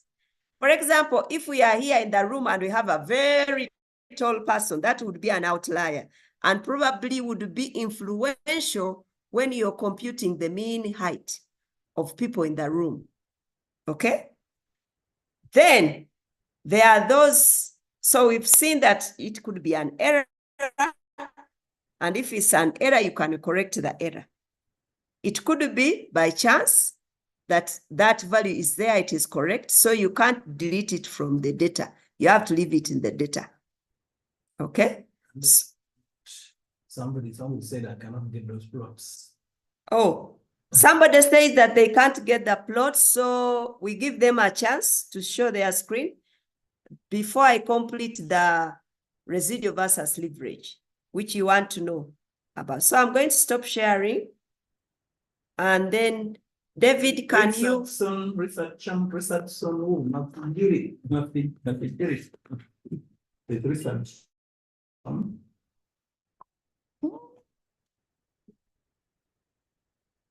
when you give them, let them check, then you give a break, maybe some 5 minutes break. Okay. I am giving them difficult things. No.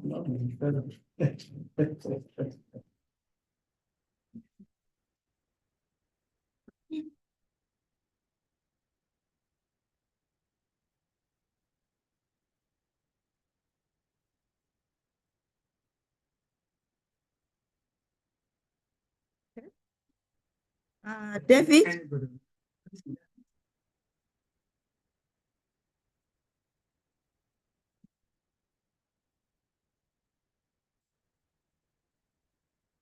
Oh, people want a break. Maybe we go for a break and then come back and finish the leverage plot, because actually it is coming to 4. Do you want a break? Can I see in the chat? Yes, yes.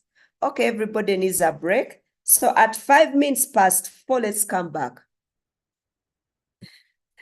Okay. 5 past 4, we come back. Thank you very much. This gentleman said he wanted to see us.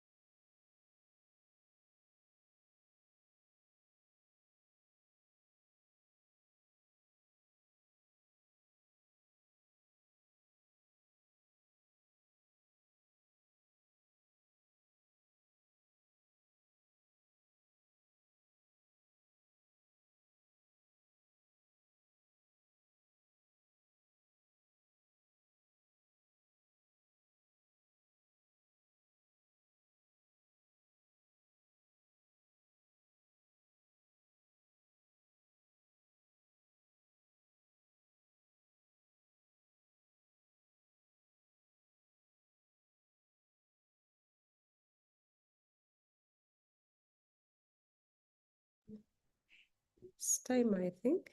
Fine. Okay.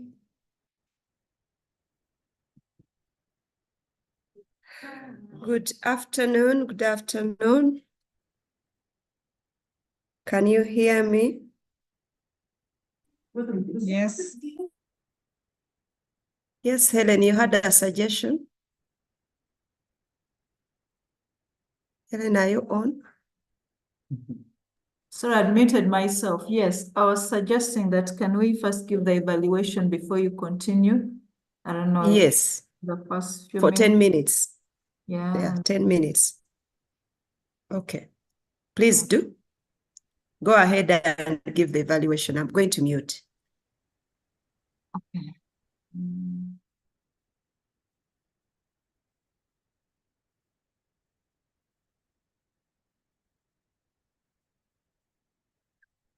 Mm. Okay, I'm going to share it in the chat.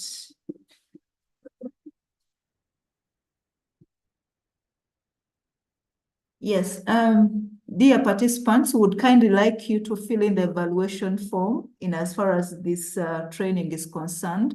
It's just for to make the upcoming trainings better. I've pasted a link in the chat. It can take you like at most 4 minutes, and then we just need your feedback, and then Professor Susan will start from there.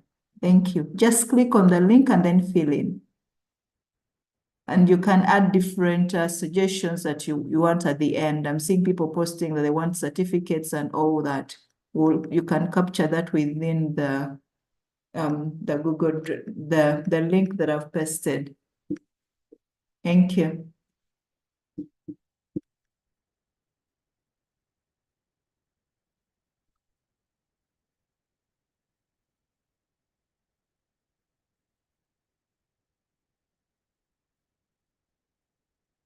We are having 5 minutes to fill in the evaluation form. Please, if you're on, you just need to, you'll only need 4 minutes to complete. It's not a long evaluation form. They're just 3 sections, and you just support us to fill in the form, and then later after that, Professor Susan is going to continue with the remaining material before the session ends.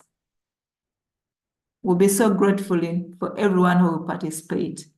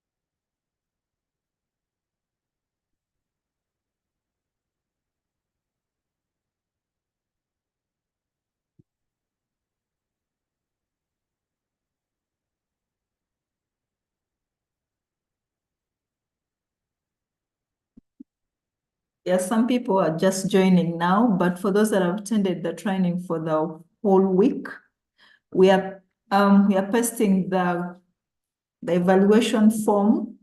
We need to hear your response. We need to find out how how the training has been at your end. We want to make a follow-up on what things we need to improve to make the training better. So we kindly ask everyone to participate. For those that have just joined today, you can visit the Reforum YouTube channel, and then you can still follow through from the start until the end. You can do your personal reading, invest time in yourself. Those that have been with us since Monday, we'll be so glad to hear from you. Just fill in the questionnaire, and then for the upcoming trainings, we'll be able to know what we can do better and where we need to improve. Thank you so much. I think Susan, let me check. Let me just get a response from the chat. Have you managed to fill the questionnaire? Kindly type yes, and then we just need to get a state if Prof can continue.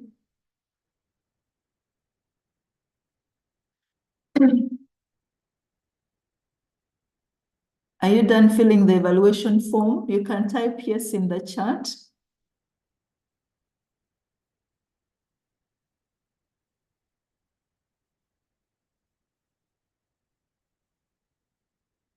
We're around 542, so I expect more yes. Okay, no, I'm still filling. So we have only 3 minutes to go. Yes, we are resuming the session at 4:15 East African time. So kindly support and fill the evaluation form, and then we continue.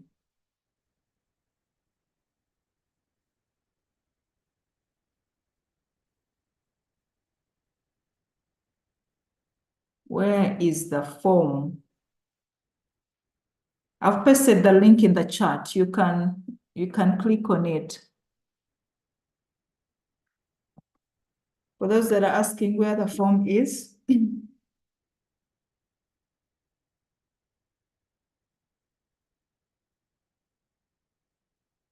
thank you, Sylvia. I need to get more people to tell me that they have completed.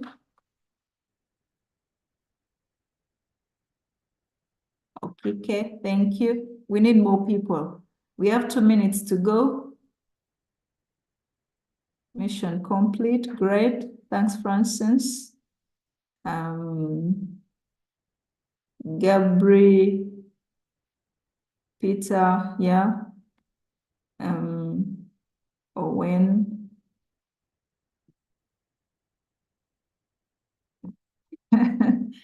Simon is saying, I'm done and waiting for my certificate. Okay, that's so nice. Great, thank you so much.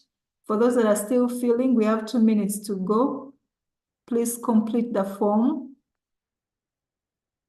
You don't need really write much. It should take you a maximum of 4 minutes. There are just a few questions that you need to respond to.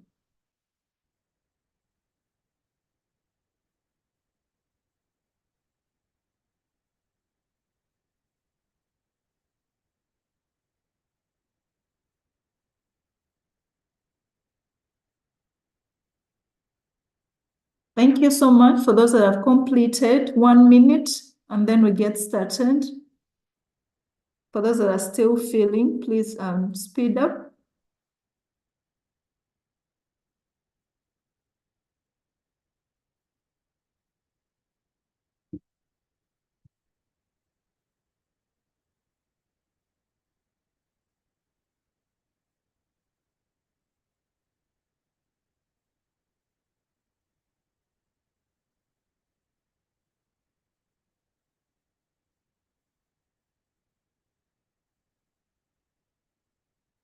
We have 1 minute to go.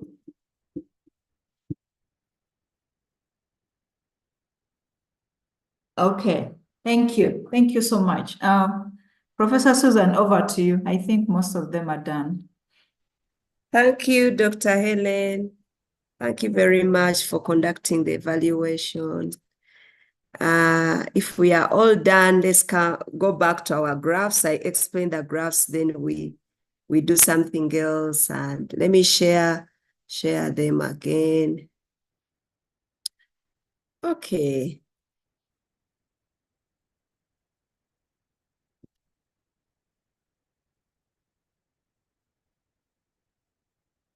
Okay, so when we went for the break, I saw that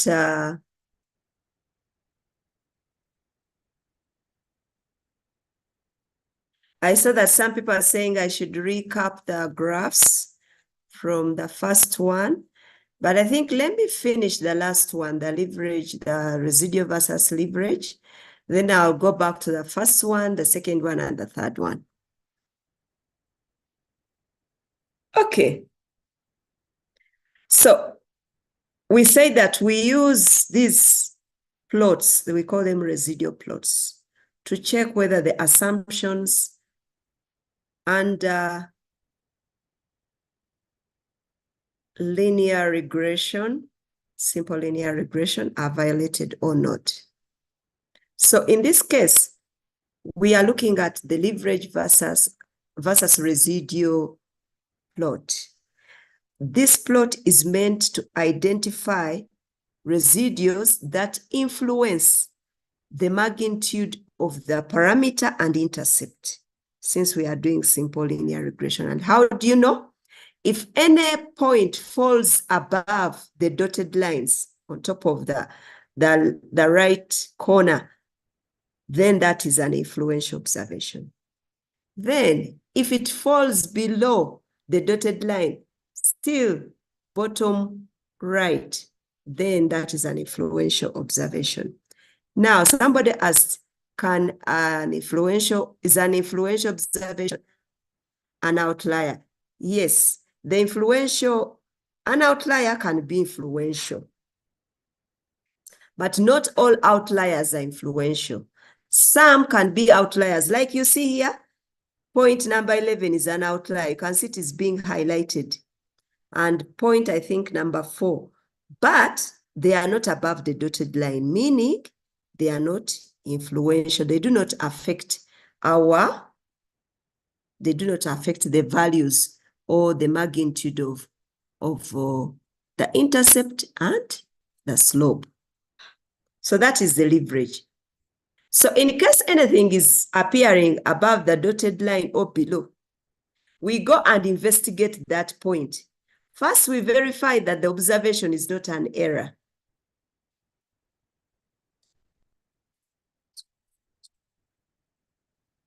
One minute, please.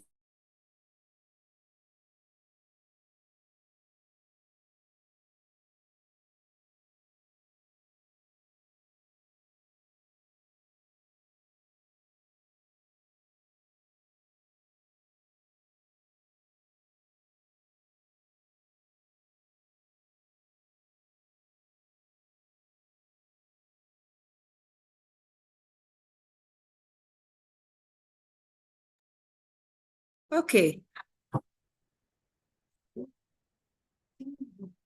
Use words.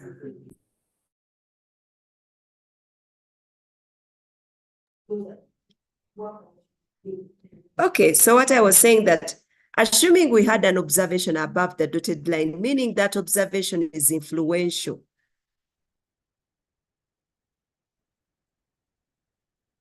Meaning that the observation is influential. Then what do? First, we check whether the observation is an error. If it's an error, maybe you entered it wrongly, check through your data sheets. Then you have to enter it correctly. Then you rerun. Then you rerun the regression. Sometimes the observation occurs in nature, meaning that we cannot delete that observation, but we are going to work with it.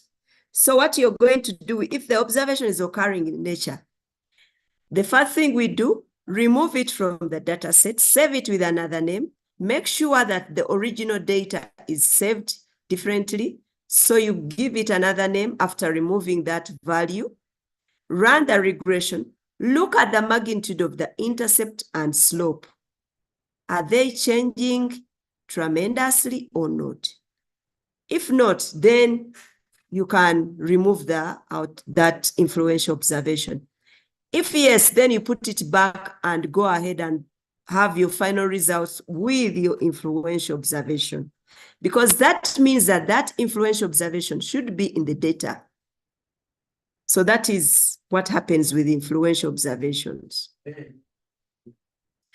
Let me go to the scale, the QQ residual plot. It is a normal probability plot.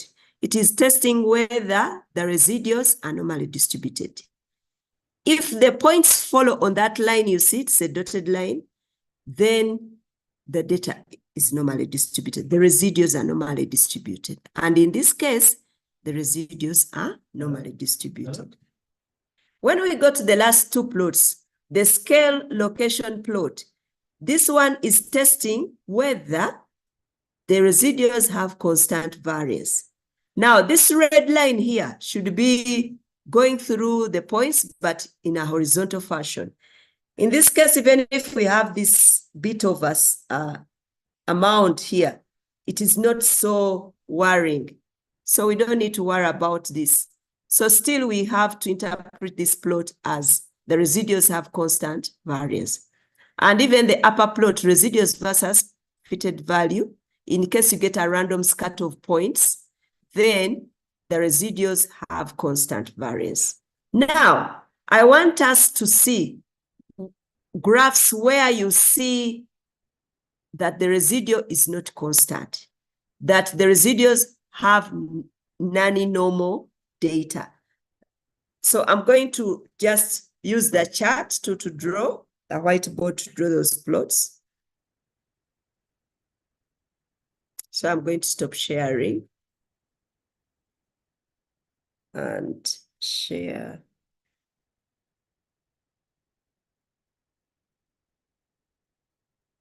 Okay. So there I have a whiteboard here. So we are looking at constant variance. When do we know that we do not have constant variance? Okay. So if you have a plot of residual,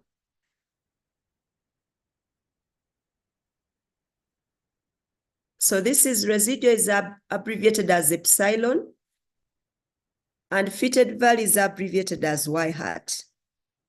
Fitted value are predicted value. So normally the mean of residuals is 0, so we have a 0 line.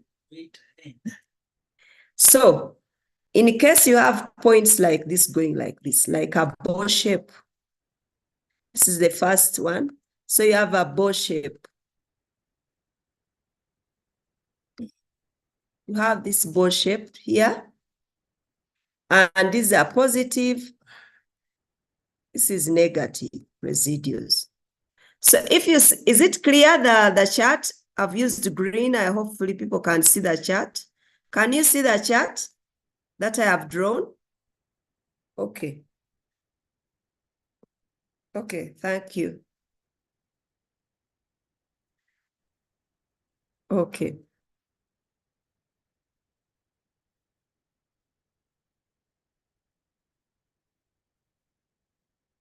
Okay, so you can see that this is what we call a bow shape.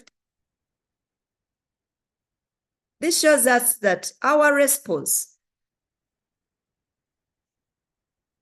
has a binary nature. It has values above the 0 line and values below a 0 line, meaning that the linear model you fitted does not fit your data. So you need to treat your response as a binary. Probably maybe your response had things like yes or no, or it was coming from data of germinated, not germinated. Or in that case, this response is the result of exotic and non-exotic birds. So that it is that, the fact that there is that variability due to exotic and non-exotic, it is being depicted in this residual plot. So in that case, if you see this, then you're going to run what we call a logistic regression. That we'll talk about in another training. So you run a logistic regression. The linear model doesn't fit your data. That's what it is showing, and run a logistic regression. If you do not run a logistic regression, what you can do is you can apply natural logarithm. So you're going to have natural logarithm of your response and then run it onto the independent variable. So you can either transform all of them, the response and independent variable, or you first transform the response, run the regression. If it's still exhibiting this nature, then transform both the response and independent variable. On the other hand, you can use the square, you can square the independent variable and run it against the response and see whether this has cleared. How do you see it has cleared? You go back and produce the residual plots. Another scenario is when we have the residuals, we have our zero line, and then we have our fitted values. So in this case, we are going to have a funnel shape.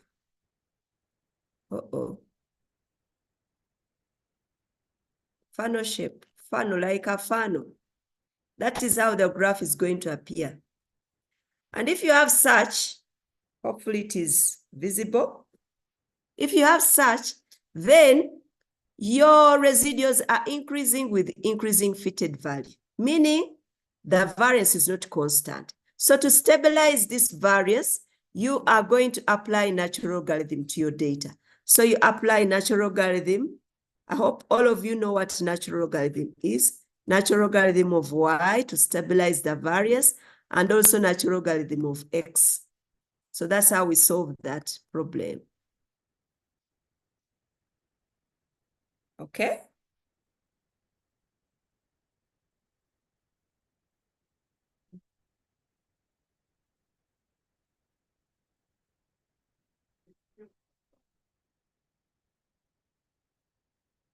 So we see that if we have a funnel shaped, apply log transformation using natural logarithm of the response and independent variable.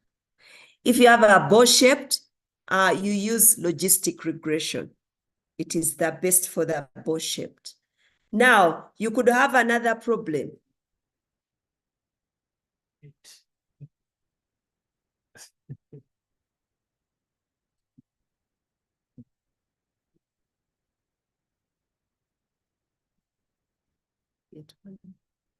Okay, so another graph that you could see, let's see another one. I'm trying to clean this one.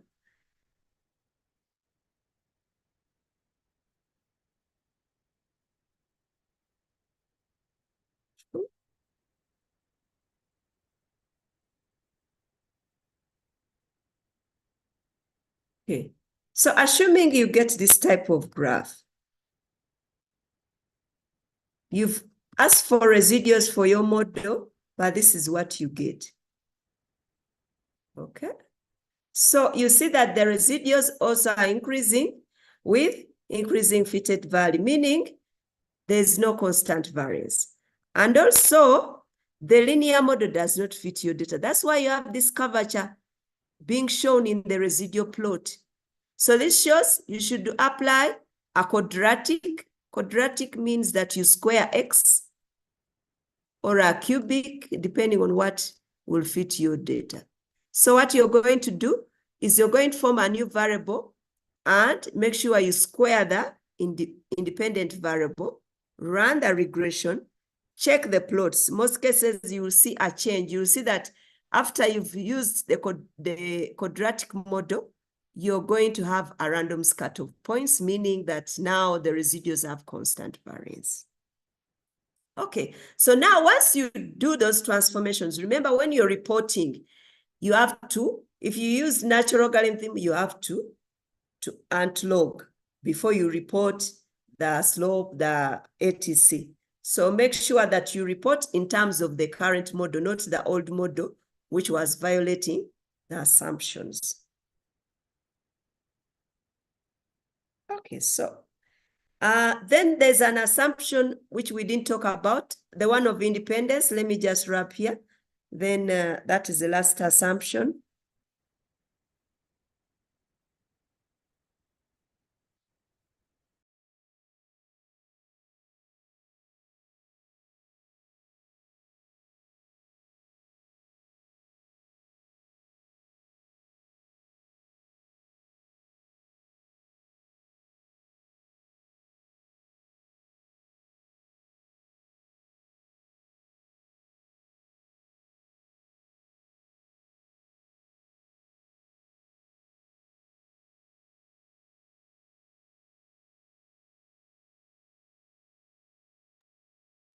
Okay, so how do we test whether the residuals have they are independent, no correlation?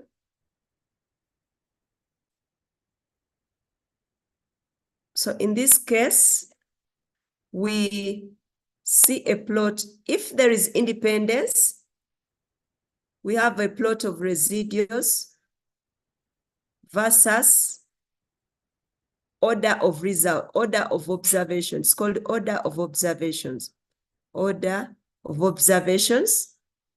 So we will just see points that are not having any pattern. So there will be points like this. So no correlation for that case. However, if we get a graph like this one, order of observation or order of rank, and epsilon is here, then we have a zero line. If we get something like this, like time series, that shows that you have time in your data and you need to either run time series analysis or you need to use mixed model to account for the correlation within the data. So you can use mixed model to solve this problem of correlation, or you can run time series analysis.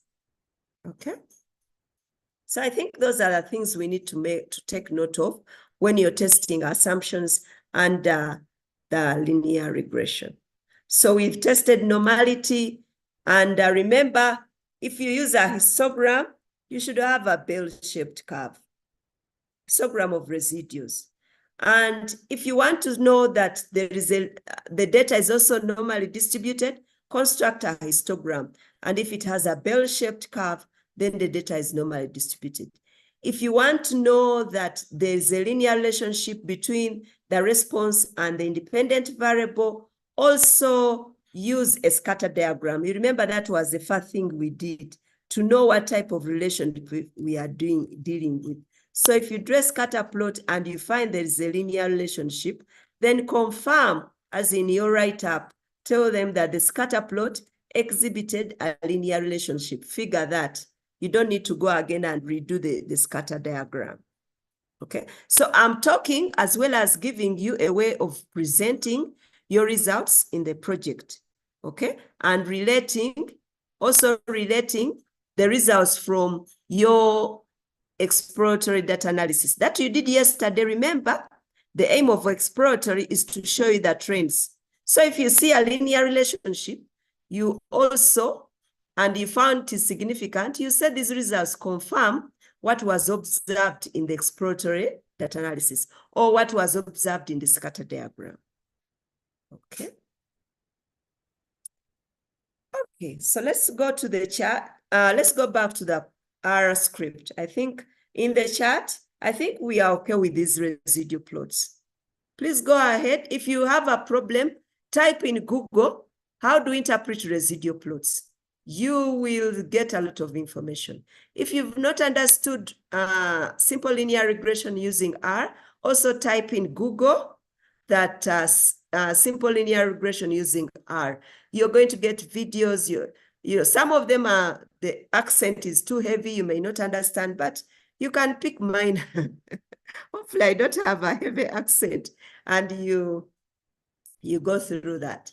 Okay, so somebody is saying, does multiple linear regression has the same assumption? Yes.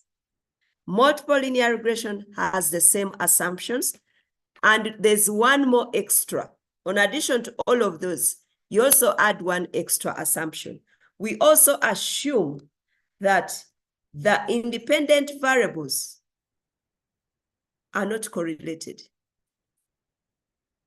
So for you to have a valid multiple regression, the independent variables should not be correlated. Remember, let me write the model. Our model here of simple is just between the response, beta naught is the intercept, and then beta 1, and the independent variable is only 1. So that's our model, plus an explained variation. So this is now simple linear regression. Now, multiple linear regression, you have many independent variables. You're going to have y is equal to beta naught plus beta 1, x1, that's the first independent variable. Then you get another one plus another slope, beta 2, x2, etc. So you might have like 5 variables. So in the assumptions, all the assumptions of simple linear regression hold for multiple linear regression. They are true, they apply for that type of relationship. And we include one, that these ones, x1, x2, x3, x4, should not be correlated, they should be independent. Now, if you find that these are independent, x1, x2, x3, then you go and run multivariate regression analysis. If you find x1 and x2 are correlated, run a multivariate regression. On the other hand, we can also check the amount of influence they have on the parameters. Remember, when things are correlated, they influence the magnitude of the intercept and slope. And since we are going to use the model for prediction, we need at least a model that is accurate. Okay. Is there a normal?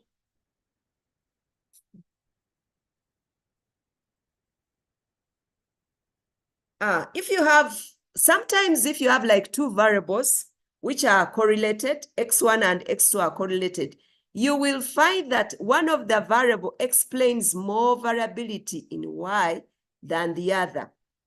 Looking at the sums of squares, you find one variable has huge sums of squares compared to the other.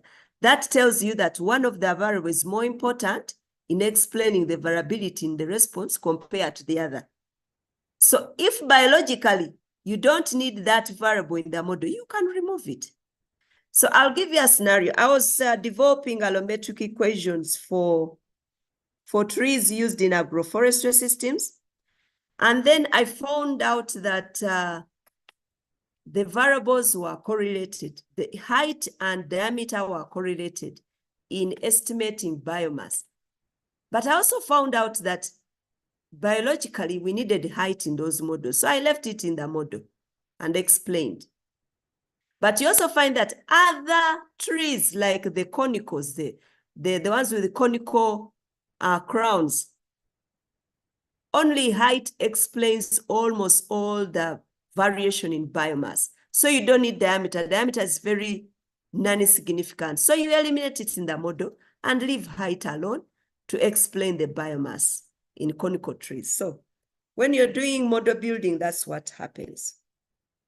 I suggest we do a VIF for explanatory. That is very good. We can do a VIF. Let me see how much time we have.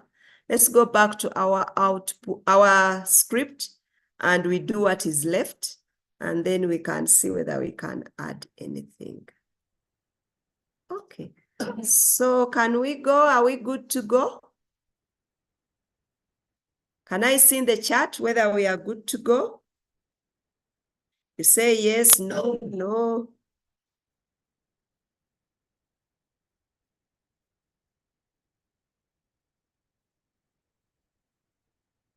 Okay.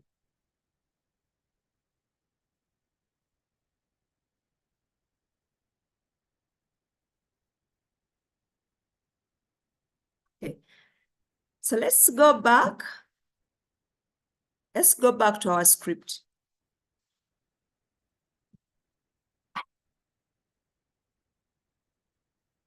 Okay. Okay, in the script, line 170 in my script has a test for normality. It tests for normality of residues. Instead of using the QQ plot, you can use the Sphero test. I saw in the comment somebody wanted to know the difference between Sphero test and Levine test. The Sphero test is used to test for normality. Levin test is used to test for equality of variances. Okay, I haven't even done the Sphero test. I'm just explaining the difference. So when we get the results, I will. Okay, so I was saying that Sphero.test tests whether the residuals are normally distributed by giving you a p-value so you can interpret to see whether the results are significant. However, the Levin test yesterday my colleague talked about, when you're doing a two-sample t-test, you are required either to assume that variances are equal or variances are not equal. And you can always test those variances using a Levin test. So that's the difference. Okay, so let's run line 170. I hope all of you are there. We run line 170. And it gives us a value. Have you all gotten the Sphero-Wilk normality test? You have those values? Okay. So who can tell me in the chat, is the data normally distributed or not from your interpretation of the p-value given? Participants, this time it's you to tell me what it means. I'm not going to tell you. So is the data normally distributed or not? If you say yes, why? How do you know? Because you know in statistics, we don't beat about the bush. If you're a statistician, you say the truth, nothing but the truth. Okay? Because the p-value is greater than 0.05, great.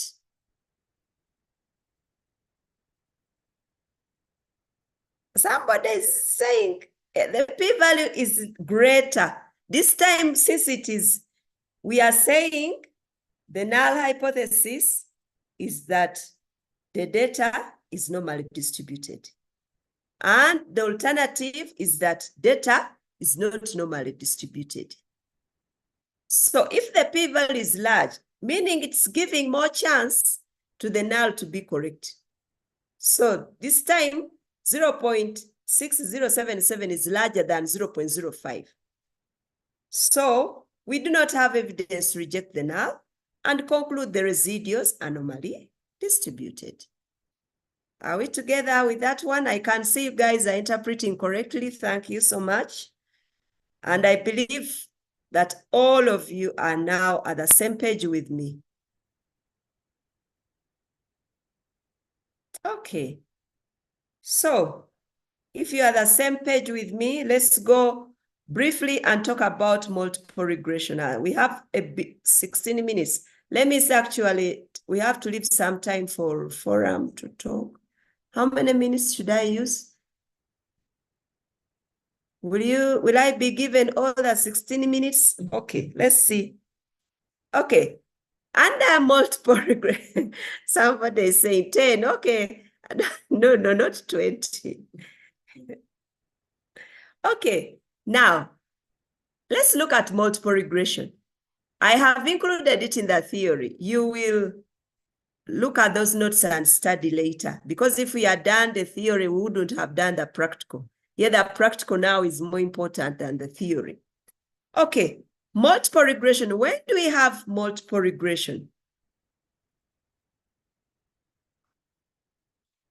When you have one response and many independent variables, then, and we run a regression that is called multiple regression. So before you run multiple regression, we also have to find out whether there is a linear relationship between the response and all those independent variables. Dr. Helen, please forward the Google link. Okay, now the first part we are going to do is to run a scatter diagram of all the data in egg P. We are not changing the data. So if you go to line 175, we are just telling the program that we want 4 sections of the page, and I'll clear my graph, so you use the brush to clear. Sorry about that. That's noise of the laptop saying, do you want to clear? Yes, clear. So now I run line 175 to allow me have 4 panels in one graph. Then I plot the data. You see, it's just plot in brackets the file name. So once I run that, I get my graphs. So let's see these graphs, what they say. Everybody has gotten the graphs? Have you all got these graphs? I'm going to zoom in. So let me zoom in and we talk about these graphs.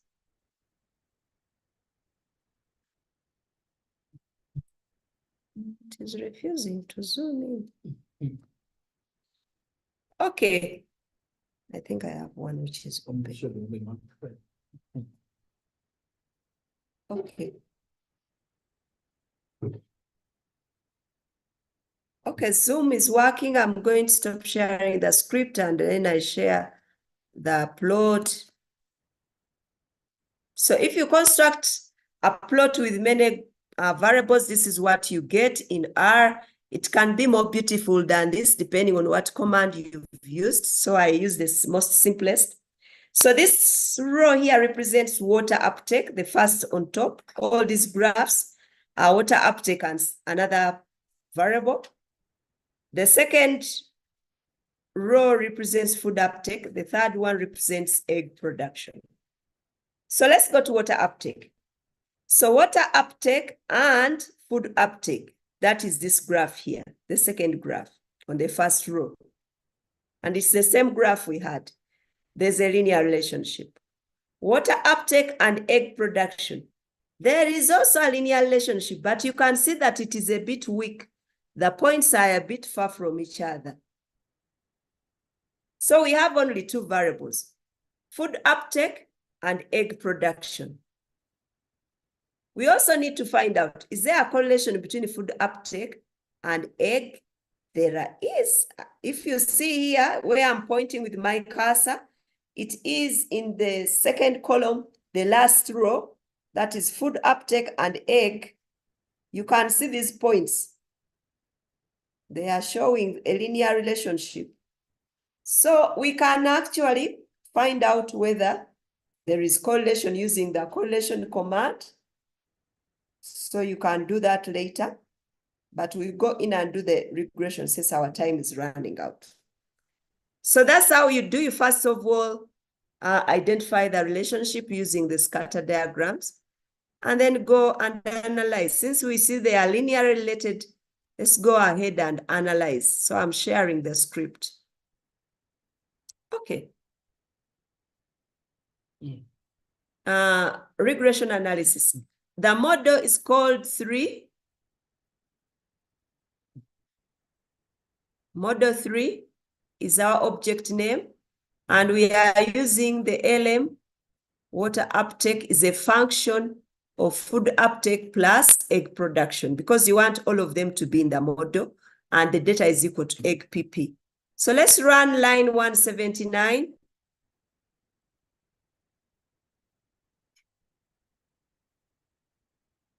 And then run the summary of the model. So it gives us an output in the console. Do you have the same output like me? Let me see in the chat. Do you have the same output?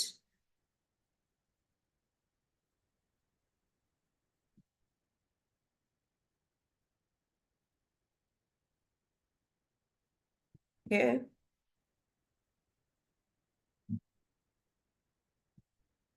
Okay, great. Since we have the same output, let's go and interpret the output.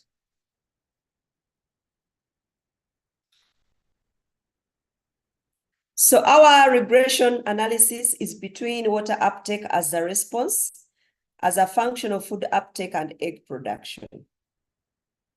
It shows the residual with the observation with high residual. We go to coefficients. It gives us the intercept, the slope for food uptake, and the slope corresponding to egg production. When we go to the p-values, we find that egg production is non-significant. Meaning there is no relationship, there's no linear relationship between water uptake and food production. So, but it does not necessarily mean that the birds should not take water.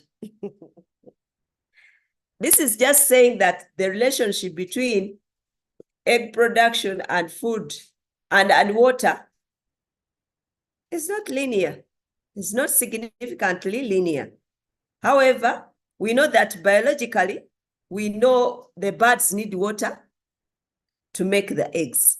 If they eat food without water, you won't get the eggs. If you get some eggs, the birds become constipated. So this does not necessarily mean that you eliminate our egg production from the model. Probably egg production is related to another variable. Okay, let's see. Our R squared is 0.9608, indicating that the amount of variability explained in water uptake is 96.08. Okay. And overall, you see this p-value of 4.677. This is the overall test statistic you would get in ANOVA. If you changed here, for example, if we change and say, let me just, instead of using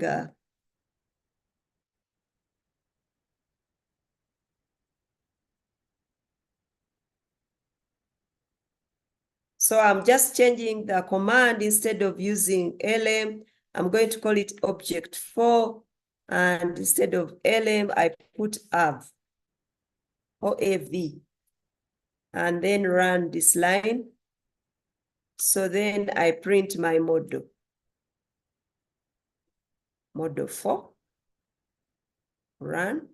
And it gives us the ANOVA table.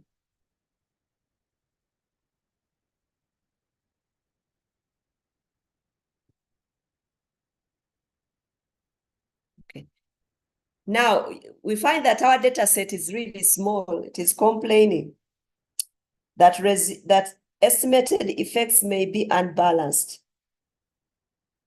We have only about 12 observations.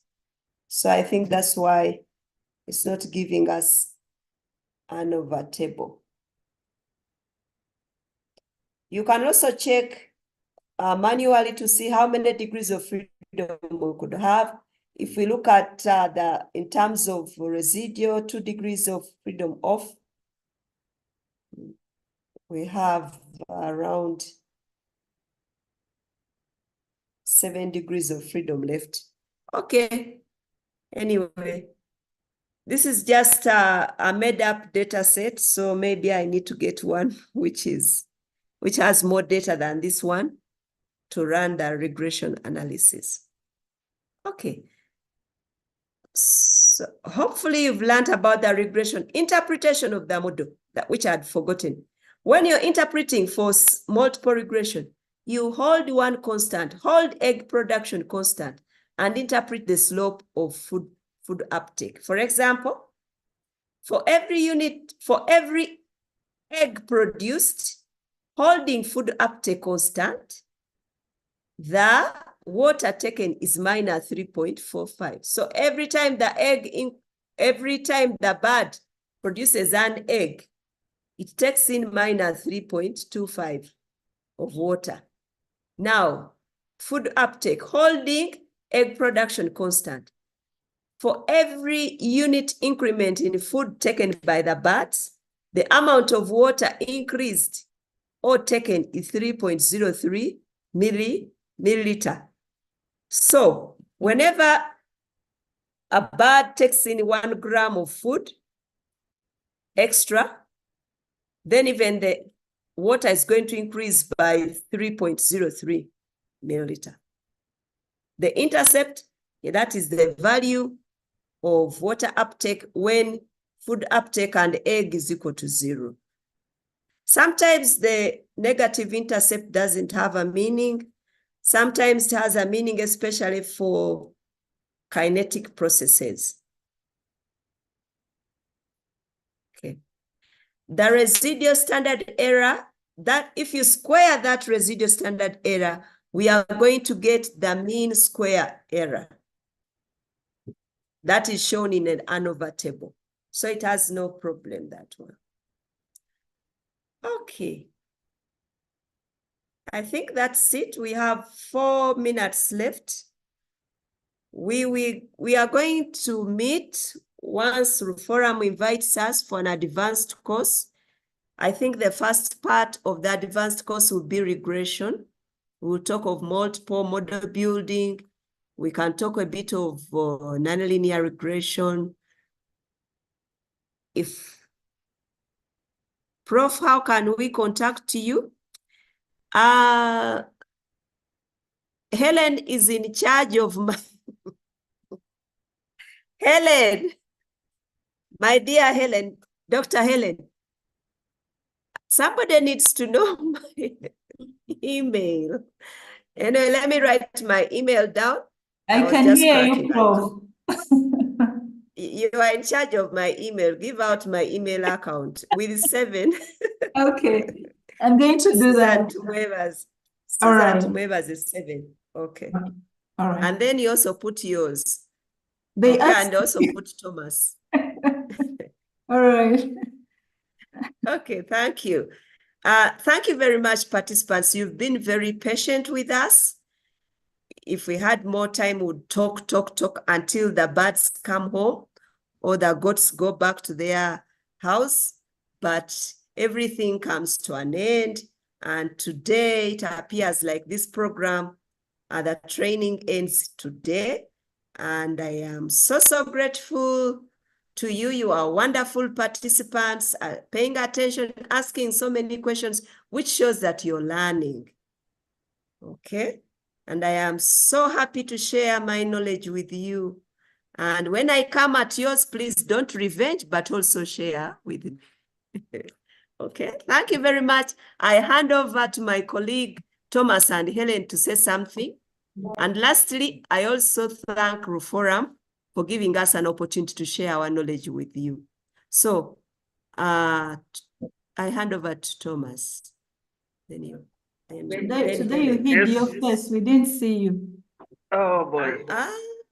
Yes, okay. Good evening, everyone, or good morning for some people. Thank you very much for being very good students. I think I enjoyed myself.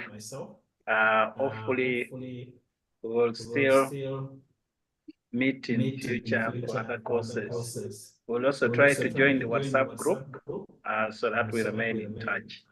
Thank you very much. In case you have training or you want to organize training for us to perform, you can let us know. Okay, thank you. Helen. Okay. Thank you so much. Helen, to you? Yes. You can hear me? Can you hear me? Yes, we can hear you. Okay, great. Thank you so much, participants. It has been a great time from Monday up to today. I'm hoping that right now R is not something new. So you just need to practice from the little knowledge you've gathered in this particular training. It's enough to take you beyond what you cannot expect.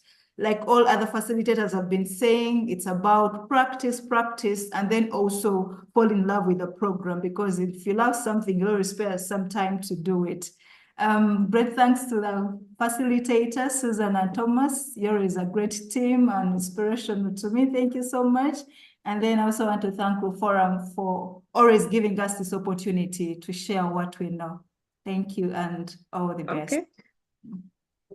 Over to you, Forum, Dr. Nyararo. Thank you. Yes, thank you so much for this training. And yes, like you said, we are going to have another session of advanced training. We shall share the flyer. in different platforms for you to know the actual dates when you are having the training, most likely next month. Before we leave, I want to thank my the facilitators first, and then my colleagues who have been driving the ship and making sure that everything is smooth. I would like my colleagues to put on their video so that people can also appreciate you, so that when next time when they see you, they'll know that this is the person. My colleagues, please say something before we close. Amitu?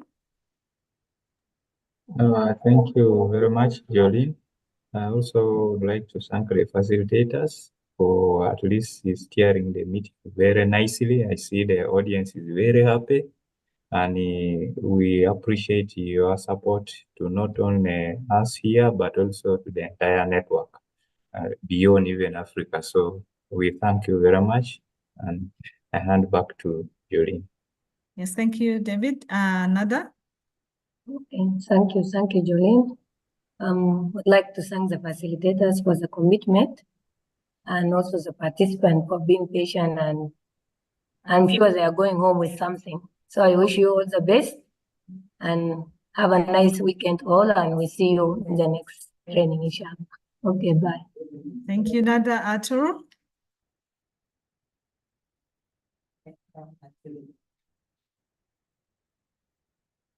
I think my colleague Arturo is not on his desk, but I would like to say thank you, everyone. Let's meet again next month. We shall be sharing the dates and the times for the training.